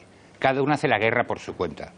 Yo entiendo que cada uno quiere proteger su país, pero tienen que colaborar entre todos, porque si no colaboran entre todos, pues no se va a conseguir nada, porque ellos no son más que nosotros, pero son más listos. Yo creo que hay una cosa importante en lo que acabas de decir, es decir, que ellos tienen claro que son uno o que van a una, y en cambio nosotros no tenemos tan claro eso. Es decir, a nivel de estados no hay colaboración, no hay intercambio de información en muchas ocasiones, se trabaja como coto cerrado y al final si uno tiene la información pero no la traslada a los demás o no la traslada con la suficiente rapidez o los sistemas con los que se trabaja la información no se entienden entre ellos, al final estamos bastante abocados al fracaso y al descontrol con este tipo de situaciones. Es cierto. Vamos a ver, el terrorismo islamista tiene un nexo común, un nexo de unión muy fuerte. Y de esto Alejandro sabe que para eso habla árabe y entonces sabe mucho más que yo de esto. Su nexo de unión es el Islam. La religión es el factor común a todos ellos y es lo que les une. Nada hacen que no esté justificado por el Corán. Nada hace hacen que se separe de las doctrinas que Mahoma les dio en su momento y que están escritas en el Corán y su interpretación particular del Corán. Con lo cual todos piensan igual. Todos siguen el mismo precepto porque todos piensan igual. En Europa eso no ocurre, porque un francés no piensa como un belga, ni un belga como un alemán, ni un alemán como un español. Y llegado un momento en una situación de crisis como esta que tenemos hoy, los británicos miran hacia ellos y es muy lógico como los españoles miramos hacia nosotros, por ejemplo, los atentados del 11 de marzo, ¿no? ¿Qué hay que hacer? Lo que hay que hacer es prevenir eso. Y para eso hay que hacer una lucha común. Es decir, poner todos un poquito para luchar. No que unos pongan y otros no pongan porque se creen muy listos. Porque es al final lo que ocurre. Señor Burguet, ya por último, España está, por los datos que usted maneja, entiendo que la afirmación de que esté exenta de peligro, porque no somos un objetivo, es evidente, pero ¿hasta qué punto la amenaza es real, es inminente, existe? ¿Tienen ustedes datos? La amenaza existe porque existe en todos los países, porque aquí puede haber elementos radicales, y de hecho los hay, y son susceptibles de, el día de mañana, pues, coger un cuchillo, salir y liarse a machetazos en la calle. El riesgo existe. Si es alto o bajo ese riesgo, bueno, es un riesgo moderadamente alto. Pero que vaya a ocurrir una acción como esta mañana, el mes que viene o la semana, pues yo lo veo poco probable. Solo una pregunta para... venga, sí, una última. En un mundo como este, que además lo hemos estado hablando y hemos visto ahora mensajes tipo de información dominado por las redes sociales, ¿cómo es posible controlar la propaganda? ¿Hay alguna manera de controlarla? No, la propaganda no se puede controlar, pero lo que hay que trabajar es la contrapropaganda. Es decir, la propaganda de ellos es incontrolable porque ellos mensualmente sacan sus revistas, sus periódicos, sus vídeos, pero no lo sacan en un canal. Lo sacan a lo mejor en 20 canales, algunos de ellos abiertos, otros encriptados, otros en los cuales hace falta que le den autorización para entrar. Entonces eso es muy difícil de controlar. Pero lo que hay que hacer es trabajar la contrapropaganda, es decir, romper su mensaje. Para ello, lo que hay que hacer es actuar al mismo nivel. Es decir, si ellos lanzan una revista como puede ser Inspire o Rumia, que es la última que han sacado ahora, y la verdad es que la revista, y se lo digo sinceramente, y yo desde luego no soy islamista, llama la atención. Yo he visto vídeos de Estado Islámico que me han gustado. No el contenido, lógicamente, pero sí el contexto. Sí, ¿Cómo está hecho? Claro. Eso llama la atención. ¿Cómo se combate? Se combate al mismo nivel. Es decir, yo no puedo combatir una edición de Inspire, de Davik, de Rumia, de Dar al-Islam o de cualquiera de las revistas de ellos con un cómic en blanco y negro, por poner una comparación. ¿Por qué? Porque ellos están usando fotografías HD, a color. Y ese es el problema, contrapropaganda. Una última cuestión. Decía usted en un momento de la entrevista que digamos que el ISIS, su penetración o grado de influencia en Europa estaba cayendo, pero ¿está aumentando el grado de influencia de este tipo de propaganda? Sí. Sí.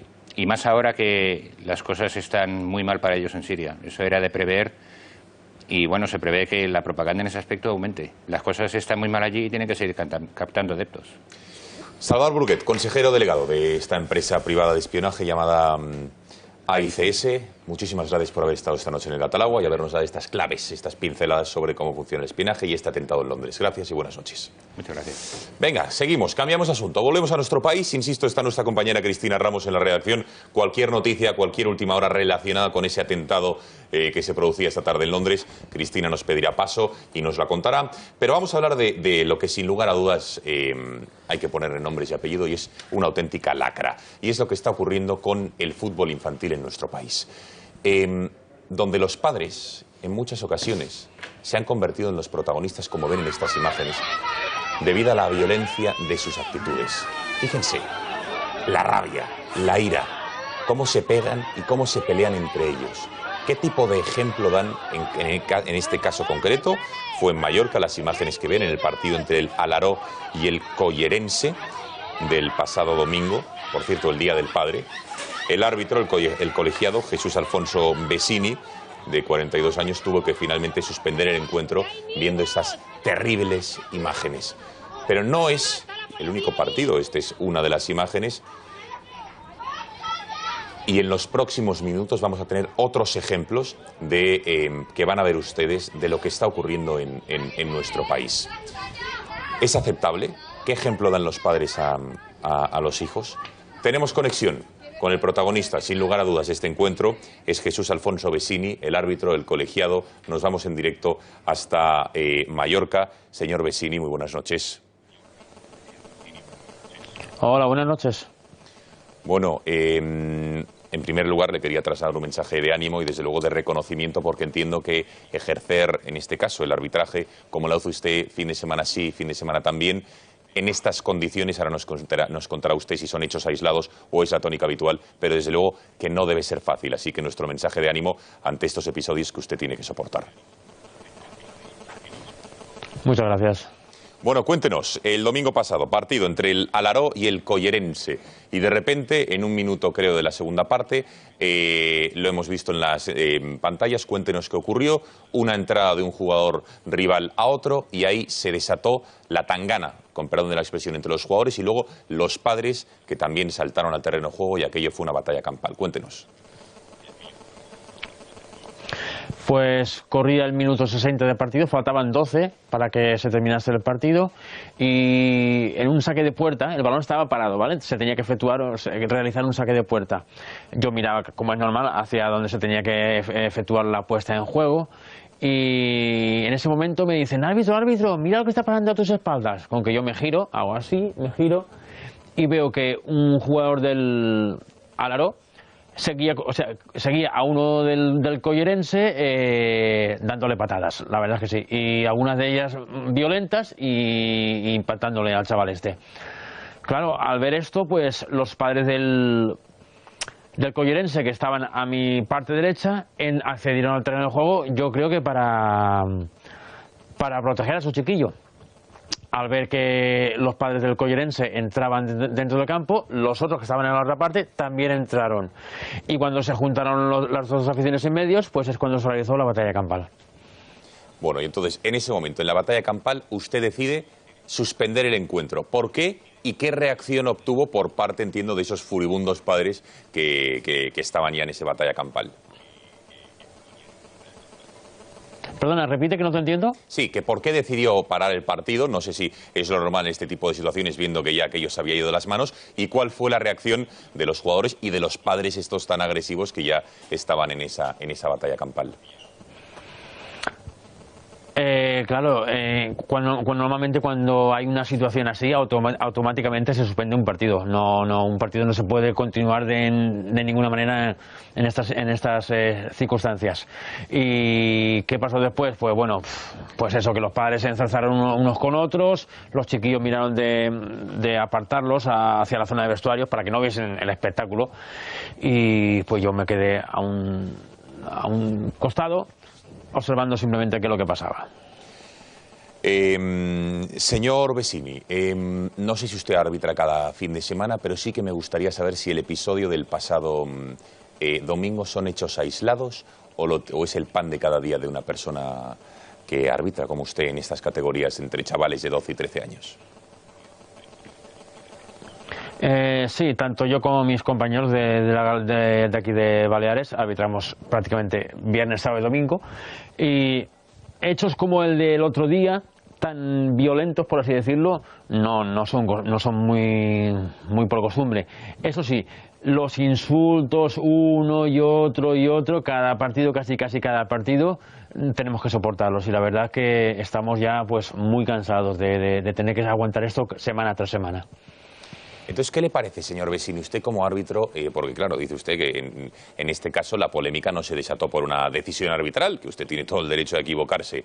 Se desató por una jugada, por un encontronazo entre dos jugadores, pero las víctimas normalmente suelen ser ustedes, el colectivo arbitral. ¿Qué le parece los ataques, los insultos y las amenazas que reciben ustedes por parte de padres? Porque a mí, desde luego, yo que soy padre, todavía mis hijos no disputan partidos los fines de semana, pero espero tener ese don de la contención para no volverme como un basilisco como estas personas. ¿Qué le parece? Me parece una simple barbaridad. nosotros cuando vamos a los campos de fútbol, los terrenos de juego, vamos a hacerlo lo mejor que podemos, la verdad, porque ni conocemos a unos prácticamente, ni conocemos a los otros, y vamos a efectuar nuestra labor de la mejor manera posible. Sin en cambio, hay gente que solo quiere que lo hagamos a todo a su favor, todo lo que las cosas que le hacemos en contra empiezan a insultarte, y la verdad es que estamos muy cansados. Esto no puede seguir así. Vale, normalmente, señor Vecini, ¿quién inicia este tipo de problemas y de insultos hacia usted? ¿Los padres o los niños, los jugadores en este caso? El tema de insultos siempre son los padres. Lo único que pasa muchas veces es que cuando los padres empiezan a insultar, este nerviosismo, esta manera de actuar, se transmite a los que están dentro del campo, a los chiquillos. Y claro, los chiquillos actúan pues también con un temperamento muy fuerte, ya empiezan el juego, ya es cuando el juego sube de tensión, sube de nivel, y claro, y después pues pasa lo que pasa. Pero que quede claro, siempre son los padres, normalmente, los que empiezan con este tema, vamos. Bueno, entonces, señor Vecini, si se dice normalmente y bueno, por tradición, que los padres son el espejo donde se miran los hijos, ¿qué ejemplo están dando esos padres a los hijos? ¿Jueguen o no jueguen? ¿O a los hermanos que van a ver precisamente a sus hermanos en el campo, en las gradas? ¿Qué ejemplo se les está dando? En casos como el del otro día, un ejemplo nefasto. Y en partidos normalmente por ahí que no sea tan alto, el ejemplo, la verdad, es muy malo porque yo creo seguro que habrá muchos niños que quedarán avergonzados de escuchar a su padre insultar semana tras semana a los árbitros, y hasta incluso me ha pasado más de una vez insultar y humillar a un jugador del equipo adversario. Y te estoy hablando de a lo mejor de niños de 7 o 8 años o menos. Bueno, medidas concretas, señor Vecini. En una ocasión... Sí, diga. No, digo que simplemente en una ocasión pude escuchar delante de mí como un padre decía a su hijo de 6 o 7 años, le dijo: regatéatelo, que este no tiene ni puñetera idea, no sabe ni lo que es un balón. Dígame usted a mí con qué ganas se va el jugador adversario a entrenar el lunes o el martes de la semana siguiente. Esto no puede seguir así. No puede seguir así, señor Vecini, árbitro. ¿Qué se debe hacer? Porque está claro que, por ejemplo, se ha suspendido la participación, digamos, en la Liga. Ya no va a competir estos dos equipos. Entiendo que los perjudicados van a ser los chavales, pero ¿qué medidas concretas se debe tomar desde las instituciones deportivas, los que mandan en nuestro país, para acabar con este fanatismo y estas reacciones absolutamente inaceptables por parte de los padres de los niños que compiten? Es una pena esto de los chiquillos que no tengan que jugar. Lo respeto, a lo mejor no estoy totalmente de acuerdo, pero bueno, ellos son ya son mayorcitos para decidir lo que tienen que hacer. Pero yo no sé, así ahora de momento, empezaría por que los padres no puedan asistir a los partidos, que no pudiesen asistir, y después progresivamente, si los dejan asistir, que estuvieran absolutamente callados, que el árbitro tuviera la potestad para enseguida que empiezan a protestarle detener el partido. No, está claro. A ver, señor Vecini, una pregunta concreta que le quiere hacer uno de los tertulianos de esta noche, Iván Espinosa Los Monteros. Adelante. Sí, señor Vecini, yo me imagino que usted, además de arbitrar infantil, seguramente arbitrará también equipos senior, equipos aficionados senior de fútbol 7 o de fútbol 11, donde muchas veces también van niños espectadores, es decir, el caso inverso. No que juegan los niños y acuden los padres, sino que acuden los padres de jugadores y los niños espectadores. En esos partidos se ve también salidas de tono, insultos al árbitro, comportamientos que los niños que están en la banda observando dan mal ejemplo. No, los niños en la grada se comportan, a lo mejor, si te encuentras algún caso excepcional, te dicen alguna niñez, alguna tontería, pero no, que va ni mucho menos. No, esto no suele pasar. Pero me refiero a que los padres en el campo... Al revés, siempre los padres son los que incitan a los hijos. Me refiero a que los padres jugadores estén dando un mal ejemplo a los hijos espectadores.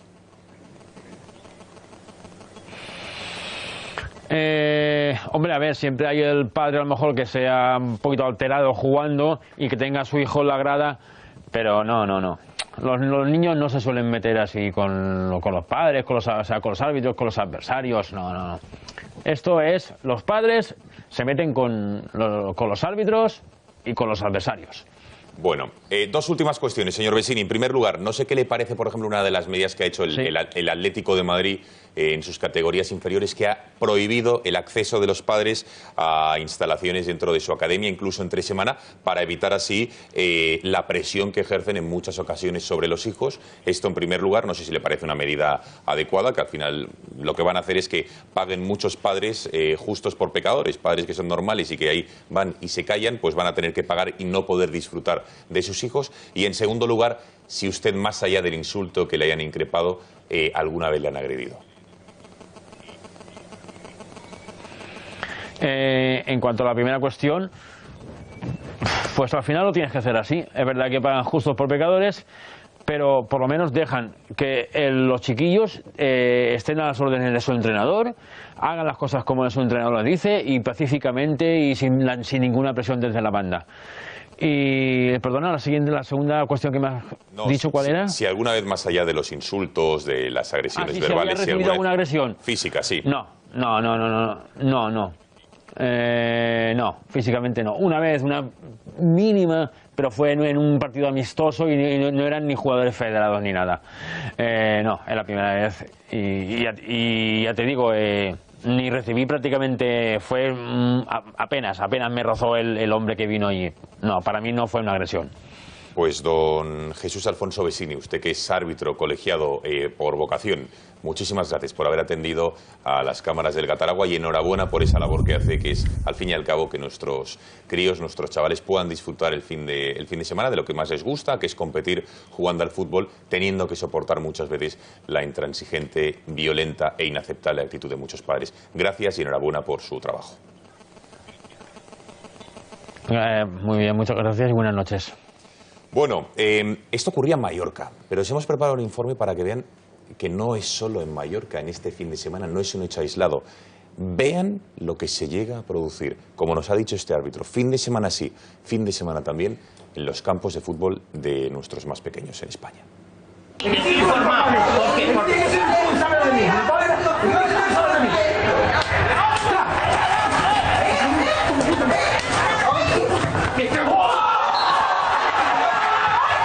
Bueno, pelea aquí en el... Bueno...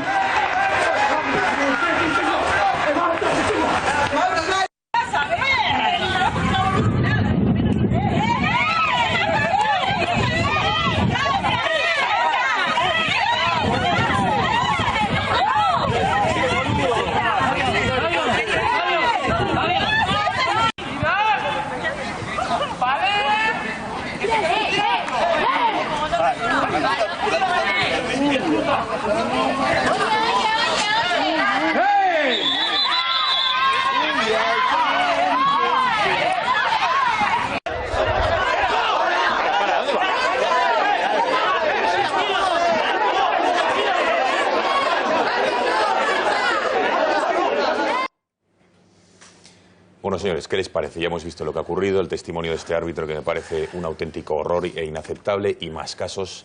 ¿Cómo se ataja esto? Porque desde luego yo creo que es unánime la condena a lo que ocurre, ¿no? Yo creo que en los campos infantiles yo he ido mucho, primero con mi hijo y luego con un sobrino mío. Debía poner en la entrada, el niño viene aquí a hacer deporte y a divertirse. No a hacer realidad tus esperanzas ni a paliar tus frustraciones futbolísticas. O sea, que deja al niño en paz. Y que el niño juegue al fútbol. Porque el niño no va a ser ni Messi ni Cristiano Ronaldo en un 150% de los casos, y que tú no hayas podido serlo, no debes proyectarlo sobre el niño, porque conseguirás que sea otro frustrado, como eres tú. Todos esos padres que se furran la badana. Un cartel muy largo. Nosotros conseguimos expulsar del campo, cuando iba con mi sobrino los sábados por la tarde a jugar al fútbol, a un padre de esta catadura. En un partido de la liga escolar había en el equipo contrario un jugador guineano, un chavalito de 12, 13 años guineano.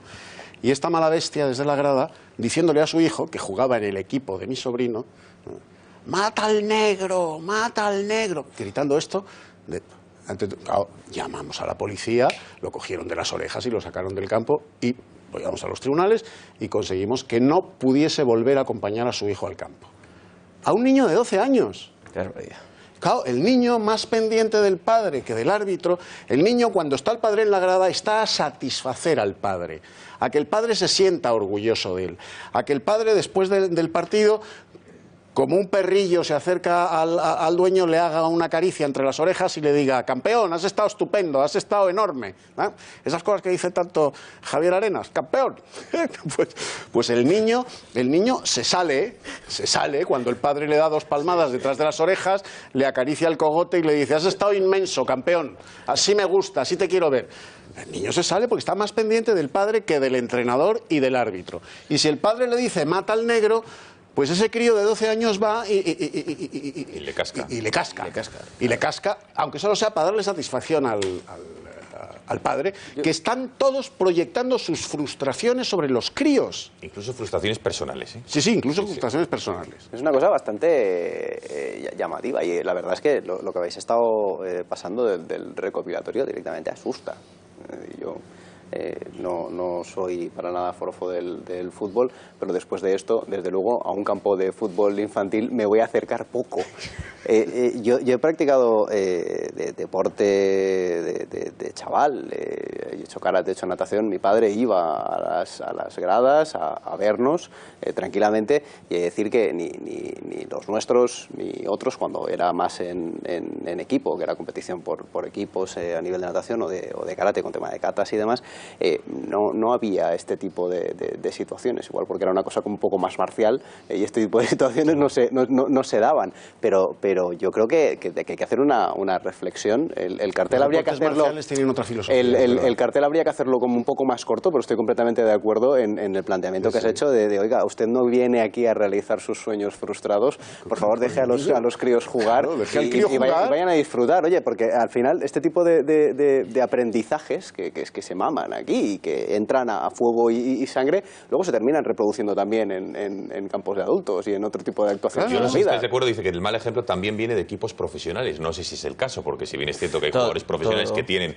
y que dan muy mal ejemplo, hombre, yo no he visto en el Camp Nou, que era un campo que yo era asiduo, o en el Bernabéu. Bueno, tampoco se puede comparar aficiones. Desde luego que no. Es un debate que no quiero estar, pero bueno, en cualquier caso, para no caer en la broma fácil, yo ahí no he visto esos actos iracundos. No, pero no olvidemos que ha habido asesinatos de aficionados en campos de fútbol de primera división. En el caso del Atlético de Madrid falleció un muchacho hace unos cuantos años, un aficionado de la Real Sociedad. Es decir, que ha habido una serie también de ataques. Déjame contar una anécdota muy reveladora de lo que es el fútbol, sobre todo, no ya en los niños, sino en la tercera división. Yo tuve un compañero en esta casa muchísimos años, hoy está en Radio Nacional de España, no voy a decir su nombre porque no le he pedido permiso para contar esto. Este chico se dedicaba, es árbitro aficionado, y se dedicaba, llegó a pitar partidos de tercera división.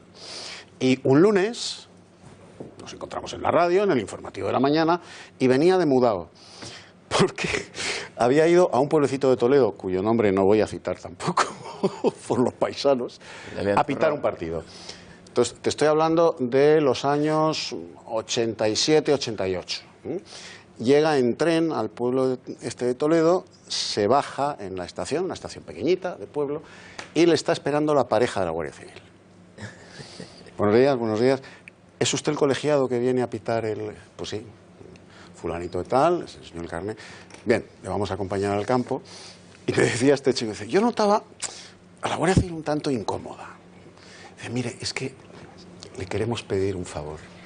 Nosotros somos la única fuerza que hay en el pueblo. Un brigada y un número. Un brigada y un número. Le vamos a rogar, por favor, que gane el equipo local, porque si no, no respondemos de su seguridad. Le digo, ¿y qué hiciste, Miguel Ángel? Ya he dicho el nombre, el apellido no lo diré. ¿Y qué hiciste? Pero vamos. ¿Y qué hiciste? Y dice, ganó el equipo local, por supuesto. Por cierto, alcalde, mire, aquí en Brunete, en el campo de fútbol, el ambiente siempre es bueno, por fortuna, y que no cambie. Ah, pues mira qué bien. No siempre, ¿eh? La verdad es que hay veces que, sobre todo con los niños pequeños, es cierto que los padres, los papás, muchas veces nos ponemos un poco nerviosos. Yo, afortunadamente, a mi hijo no le gusta el fútbol, aunque a mí sí me gusta y mucho. Pero sí que hay un análisis que debemos hacer, y antes lo comentabas tú, es que este problema ocurre principalmente en el fútbol, única y exclusivamente. Yo no he visto peleas de aficionados en un partido de baloncesto, pero ni de profesionales. En España. En España, sí, bueno, esta mañana salieron unas imágenes de Ibaka dándose puñetazos con otro, que tampoco tienen desperdicio. Tampoco tienen desperdicio. Lo único que sí que tenemos que hacer una reflexión conjunta entre todos, es decir, no podemos permitir que la gente vaya a pagar sus frustraciones, o bien con el árbitro, o bien con los papás de al lado, o bien incluso incitando a los propios niños, como decías tú antes, con los propios jugadores. Tenemos que hacer esa reflexión conjunta y entre todos tenemos que sacar conclusiones en positivo, porque si no habrá que endurecer las medidas sin lugar a dudas. Un segundo, alcalde, que tenemos esta sintonía de Noticia Última Hora. Conectamos con nuestra redacción. Cristina Ramos, creo que tenemos noticias del atentado de Londres. Cuéntanos. Así es, Gonzalo. El oficial antiterrorista británico acaba de confirmar que ya son 5 los fallecidos por este atentado británico. De hecho, 3 de ellos son policías y la cifra de heridos, que estaba en 20, asciende a 40.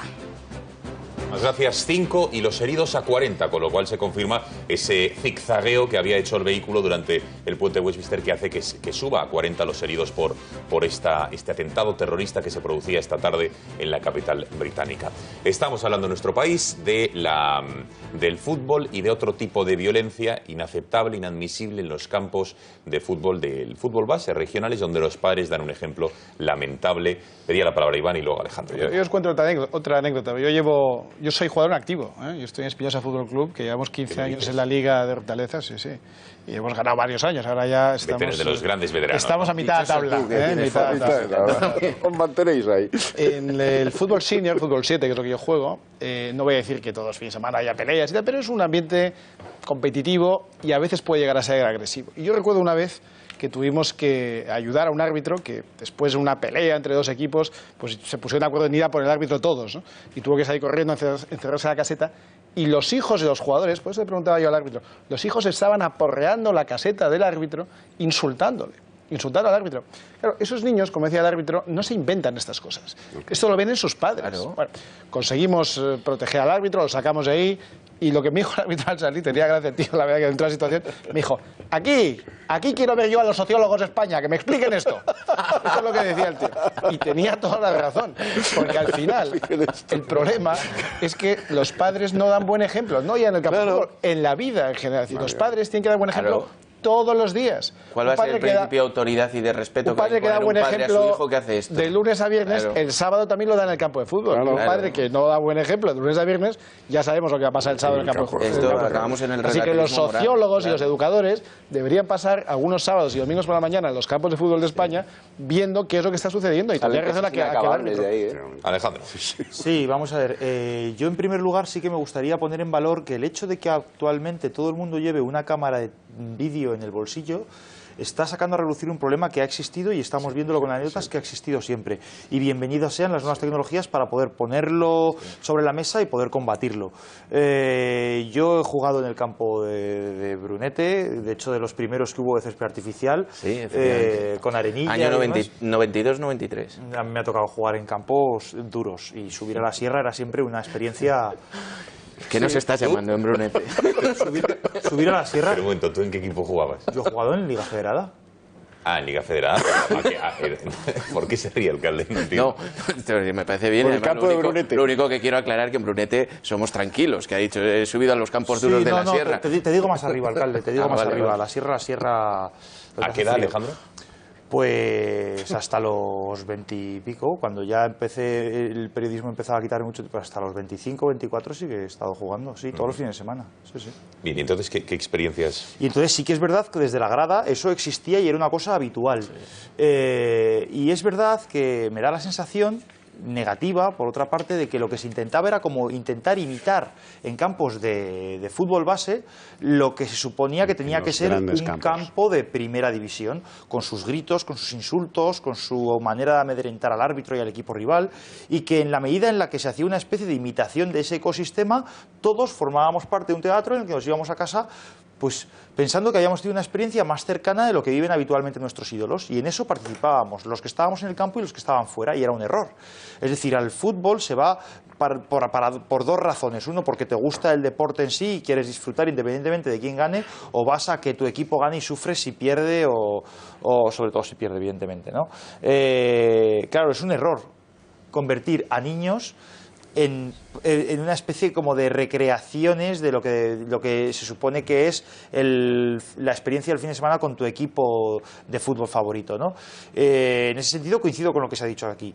Distingamos lo que es ir al campo o ver por televisión a tu equipo del alma con el que sufres, y lo que tiene que ser una experiencia con tu hijo, que, insisto, va a ir más allá de que se lo pase bien. Es que es formativo el fútbol. Claro. Es que el fútbol es una experiencia formativa, y en la medida en la que intentemos inculcarles desde tan pequeños que tienen que ser una recreación de lo que vemos en el fútbol, con sus cosas buenas y sus cosas malas, les estaremos privando de una experiencia, insisto, formativa. Bueno, y al final ya les digo que la solución que se ha tomado de momento ha sido suspender a ambos equipos de la competición que estaban compitiendo, y valga la redundancia, es decir, que podrán jugar pero sin ningún tipo de valor, es decir, se les aparta de la competición, y eso pagan justos por pecadores, porque entiendo que los padres que van de manera pacífica a querer ver y disfrutar de sus hijos, los chavales que no son violentos, finalmente pagan los platos rojos. Bueno, queríamos dar este testimonio porque es de una cosa que está ocurriendo en nuestro país. Si hay más fines de semana que se van produciendo hechos así, no duden que nosotros desde aquí lo denunciaremos, porque es muy importante el testimonio y lo que transmitimos a nuestros hijos. Hay violentos en sillones políticos, dando ejemplos. Se ríe el alcalde, que no sé, es que el alcalde aquí me va haciendo un gato paralelo, haciendo comentarios en paralelo, pero es verdad, porque luego hay políticos que justifican, de quien vamos a hablar ahora, por cierto, de Pablo Iglesias, y se alegran cuando propinan palizas a policías, a los miembros y cuerpos de seguridad del Estado. Hoy, Pablo Iglesias, en el Congreso de los Diputados, en la pregunta, en la sesión de control al presidente del Gobierno, Mariano Rajoy, le preguntaba sobre la función que cumple el veto presupuestario y también, digamos, que es una prerrogativa, como saben ustedes, constitucional, y también un informe de los letrados, de los abogados de la Cámara Baja. Y ha querido ir de gracioso, y fíjense cómo le ha salido el tiro de la culata con ese lenguaje chabacano que ha utilizado en la Cámara Baja. Vean. Tiene usted varias opciones. Me importa un comino, el informe de los letrados, me importa un pimiento, me importa un huevo, me importa un rábano o me importa un pepino. Incluso tiene usted otras fórmulas más directas. Me la trae floja, me la suda, me la trae al fresco, me la pela, me la reflanflinfla, e incluso he encontrado una que creo que se adapta perfectamente a su estilo. Me la bufa. A usted el informe de los letrados se la bufa. Bueno, celebro saber que ya he conseguido el apoyo a los presupuestos y espero que todos los citados por usted tomen buena nota y le hagan caso. A partir de ahí yo pocas cosas más voy a tener que hacer. Bueno, la respuesta de Rajoy ha sido porque, ha dicho Iglesias, a usted el veto presupuestario se la bufa. ¿Por qué? Porque ya tiene pactados los presupuestos con el PNV, con Ciudadanos, incluso le llega a decir a un diputado de Nueva Canaria, adscrito al Grupo Socialista, pero que según Iglesias va a dar el sí quiero a los presupuestos. Y de ahí la respuesta de Mariano Rajoy. Bueno, Julio, decías ahora mientras escuchamos a Iglesias que qué nivel de intervención, ¿eh? Sí. Esto es la nueva política. Esto es la nueva política que ellos vendían como que iba a ser un revulsivo y iba a ser acercar la política a la calle. Bueno, más que a la calle, la ha acercado al campo de fútbol que hemos visto antes. Porque el nivel de discurso es prácticamente vergonzoso. Pero no es la única actuación, de hecho, vergonzosa que ha tenido Podemos hoy. Podemos invitaba hoy a las familias de los agresores de Alsasua. Hacían declaraciones equiparando directamente a los agresores con los agredidos. También tenemos a Pablo Iglesias hablando de Alsasua. Fíjense cómo decía que una agresión en un bar no se puede considerar terrorismo, y como saben, estos 88 diputados y les cito textualmente, Podemos, Izquierda Unida, PNV, la antigua Convergencia, Esquerra Republicana, Compromís y, como no, Bildu, suscribían un manifiesto en el que denunciaban la falta de proporcionalidad y equiparaban a los agresores de los guardias civiles de ese bar de Alsasua con los guardias civiles. Vean a Pablo Iglesias. Y que una agresión no se convierte en terrorismo inmediatamente y que seguramente es banalizar lo que significa el terrorismo, el estar acusando a unas personas de terrorismo cuando lo que tenemos es una agresión de unas características diferentes. Cuando se produce una agresión, pues lo que tiene que haber es una falta o un delito de lesiones. Pero creo que ese discurso del Partido Popular banalizando el terrorismo y llamando a todo terrorismo va en contra de la justicia y nosotros somos responsables y nos reunimos con todo el mundo. Joan Tardá, de Esquerra Republicana, iba un pasito más allá y decía lo siguiente en Twitter, decía que acusar de terrorismo y de encarcelar a ciudadanos en Alsasua después de una pelea en un bar solo tiene un nombre: irracionalidad, desproporcionalidad y venganza. Bueno, decías, Julio, porque esto es lo que ocurría hoy en el Congreso, esa intervención chabacana de Pablo Iglesias y esta equiparación de víctimas con... Son dos intervenciones, entonces, chabacanas a ese nivel, porque aquí no estamos hablando de una agresión normal ni de una pelea de bar, estamos hablando de un grupo de personas que atacan a unos guardias civiles por el mero hecho de ser guardias civiles, es decir, es un atentado contra unas fuerzas y cuerpos de seguridad del Estado. Y eso es así. Y aquí no estamos banalizando el terrorismo, llamando a cosas que no son terrorismo, no, todo lo contrario. Estamos hablando de algo que él quiere hacer pasar por una pelea de bar y estamos llamándolo como corresponde, terrorismo. Y el que aquí banaliza la situación es él, pretendiendo rebajarla. Él y el resto de personas que se han dignado, entre comillas, a firmar el manifiesto correspondiente. No, y encima que un juez habló de odio, habló de violencia, de discriminación, habló de provocación, un atentado, lesiones, y de las 9 personas que digamos que fueron detenidas al comienzo, 3 finalmente fueron imputadas y están en prisión, con lo cual un juez ha hablado. Entonces no sé qué tiene que decir estos grupos, estos 88 diputados. Venga, más valoraciones al respecto.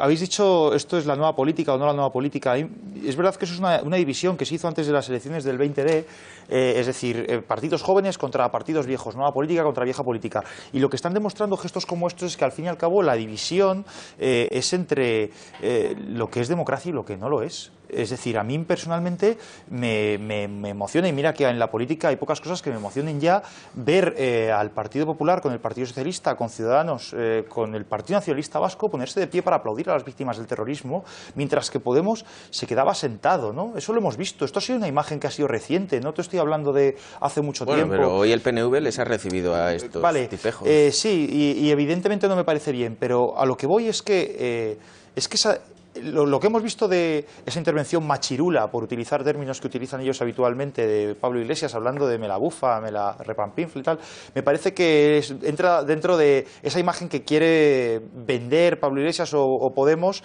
del titular fácil, del captar la atención, de esa manera de hacer política activista, militante de la calle, y de vez en cuando le puede salir rana. Pero me preocupa más lo otro, es decir, lo otro sí que es un mensaje pensado y meditado de querer estar en un discurso en el que se igualan o en el que efectivamente se igualan a los agresores de las víctimas. Yo, que en este caso sí que me lo he tomado en serio, me he leído los informes que ha hecho la Guardia Civil de aquella agresión, y a la hora de justificar la acusación de terrorismo para esto, lo que hacen es recordar que durante muchísimo tiempo los guardias civiles tenían que estar constantemente mirando para atrás y estaban sometidos constantemente a una campaña de acoso. Se llamaba Alde Mendik, y eso no se inventó antes de ayer.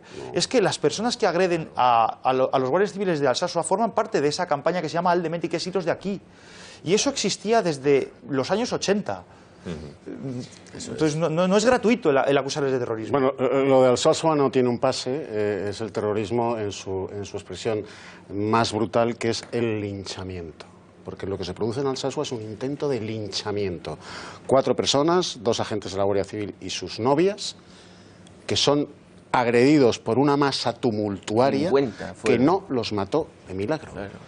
Que no los mató de milagro, porque cuando te superan en número en tal proporción, te pueden matar en cualquier momento. Sí. Una paliza tumultuaria de esas proporciones mata a una persona, a 2, a 3 o a los 4. Y lo de hoy en el Congreso, vamos a ver, Sigmund Freud decía que la civilización comienza cuando el hombre, en vez de lanzarle al enemigo una piedra, le lanza un insulto. Por eso Pablo Iglesias es un picapedrero dialéctico y está en la edad de piedra política. Lanza muchos insultos, no uno. Venga, Iván. No lanza muchas piedras, ni siquiera sabe insultar. Venga, Iván. Ni siquiera sabe insultar. ¿Y el alcalde? Yo muy brevemente. A mí me parece, ya lo he dicho aquí varias veces, que Podemos es un partido enemigo de España. Sí, señor. Enemigo de España, no de izquierdas, de derechas, de los nuevos, de los viejos, de los nuevos. Enemigo de España. Además, me parece que Pablo Iglesias es un absoluto sinvergüenza y es un auténtico actor. Hoy ha hecho una gran actuación, hoy ha querido pasar por un tipo de la calle, un tipo de Vallecas y tal. Pablo Iglesias es un niño pijo, hijo de funcionarios del Estado. De alto funcionario. De alto funcionario del Estado, de La Guindalera, que es el barrio Salamanca. Para el que no lo conozca, es uno de los mejores barrios de Madrid. Otra cosa es que su abuela tuviera un piso de protección oficial en Vallecas, donde él dice que estudiaba. Pero eso es lo que es un auténtico actor, queriendo traer la calle al Congreso. Pero es que más allá de que me caiga bien, mal, sea un actor o no, el partido Podemos es un partido que no condena la violencia y no condena la violencia contra unos guardias civiles. Por lo tanto, a mí me parece que es un partido que debería ser ilegalizado. Claro, no lo condena, que la alaba. La alaba pues, y la alegra. por eso es un partido que debería ser ilegalizado, no debería tener capacidad de presentarse. Siendo muy breve también, es una vergüenza, es de vergüenza lo que ha sucedido hoy en el Congreso. Pablo Iglesias, es decir, que ha utilizado un lenguaje callejero, un lenguaje tabernario es lo que ha utilizado. Parece ser que desde que se ha ido Errejón, que era el que le controlaba un poco, ha decidido hacer los scratches ya directamente en el Congreso. Creo que Mariano Rajoy se ha comportado como un señor. Yo no sé lo que hubiera hecho en esa situación, probablemente lo hubiera echado del Congreso porque no merece la pena que ese tipo de personas estén ahí presentes. Pero también lo que han hecho hoy ha sido una estafa que no debe pasar desapercibida. Han firmado en un manifiesto 88 personas y 2 de ellas han declarado que no habían firmado ese manifiesto a favor de los agresores de Alsasua. Un guardia civil y un juez. Eso es una estafa y por ese motivo deberían estar ahora mismo en todos los periódicos y afortunadamente aquí tenemos altavoz para decirlo.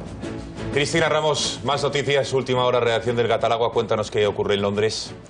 Pues según fuentes policiales ya han revelado una de las identidades de uno de esos fallecidos en el atentado de esta tarde. Se trata de Keith Palmer, es un oficial de policía que llevaba 15 años dedicados al servicio. También decíamos al principio del programa que la policía iba a ofrecer una comparecencia para dar más detalles sobre este atentado y lo único que han dicho es que no van a comentar, no van a hacer comentarios sobre la identidad del atacante, aunque sí que han sugerido que ellos sí que saben de quién se trata. Gracias, Cristina, por esta última hora. Por cierto, recopilamos ya los tweets, mensajes y WhatsApp, sobre todo, que nos ha enviado a lo largo de esta noche nuestra audiencia. Cuéntanos. Pues sí, sobre el atentado nos dicen, como no se tenga mano dura con los islamistas, Europa y el mundo están perdidos, están consiguiendo su objetivo, que es destruir Europa. Cuando los europeos decidan quitarse la venda de los ojos, ya no estará Europa delante de ellos. Sobre la violencia de los padres en los campos de fútbol nos llegan mensajes como este. Dicen, esta generación de los niños heredan la agresividad de los padres, así nos va, y luego encima la culpa es de los maestros. Me da miedo la agresividad de este fútbol. Figúrense si se tratase de políticos radicales. Aquí en Brunet, en el campo de fútbol, el ambiente siempre es bueno, por fortuna. Esperemos que no cambie. Y sobre el debate que han tenido, la pelea que ha tenido Pablo Iglesias en el Congreso, dice, llevo 32 años arbitrando y tengo 44 y cada año va peor. Lo que consiguen, aparte de crear violencia, es que no haya cartera de árbitros. Iglesias ya se ha puesto chaqueta, pronto se pondrá corbata. Vaya, vaya. Pablo Iglesias tendría que ser detenido por connivencia del terrorismo. El bajo nivel de Pablo Iglesias, no solo por lo soez de su discurso, sino porque también ha tenido que leerlo. Muchísimas gracias, Cristina, y a todos ustedes por los mensajes que nos han enviado. Y buenas noches, Cris. También Alejandro Requeijo, gracias por haber estado esta noche en el Gatalagua. Gracias a vosotros. Nos vemos la semana que viene. Iván Espinosa Los Monteros, un placer. Alcalde. Un placer, como siempre. Buen viaje de vuelta. Eduardo García Serrano. Un placer, como siempre. Gracias por haber estado aquí. Julio Leonard. Muy buenas noches. Nos vemos la semana que viene. Y a todos ustedes, gracias por haber colaborado, haber enviado todos los mensajes, los WhatsApps. Esperamos haberles entretenido e informado en este programa un tanto especial con esa tragedia de Londres. Un abrazo desde aquí a todas las víctimas y a todas las personas afectadas. Les dejamos ahora con el editorial de Julia Ariza. No se lo pierdan y mañana más Gatalagua a las 10 de la noche. Que pasen buena noche. Adiós.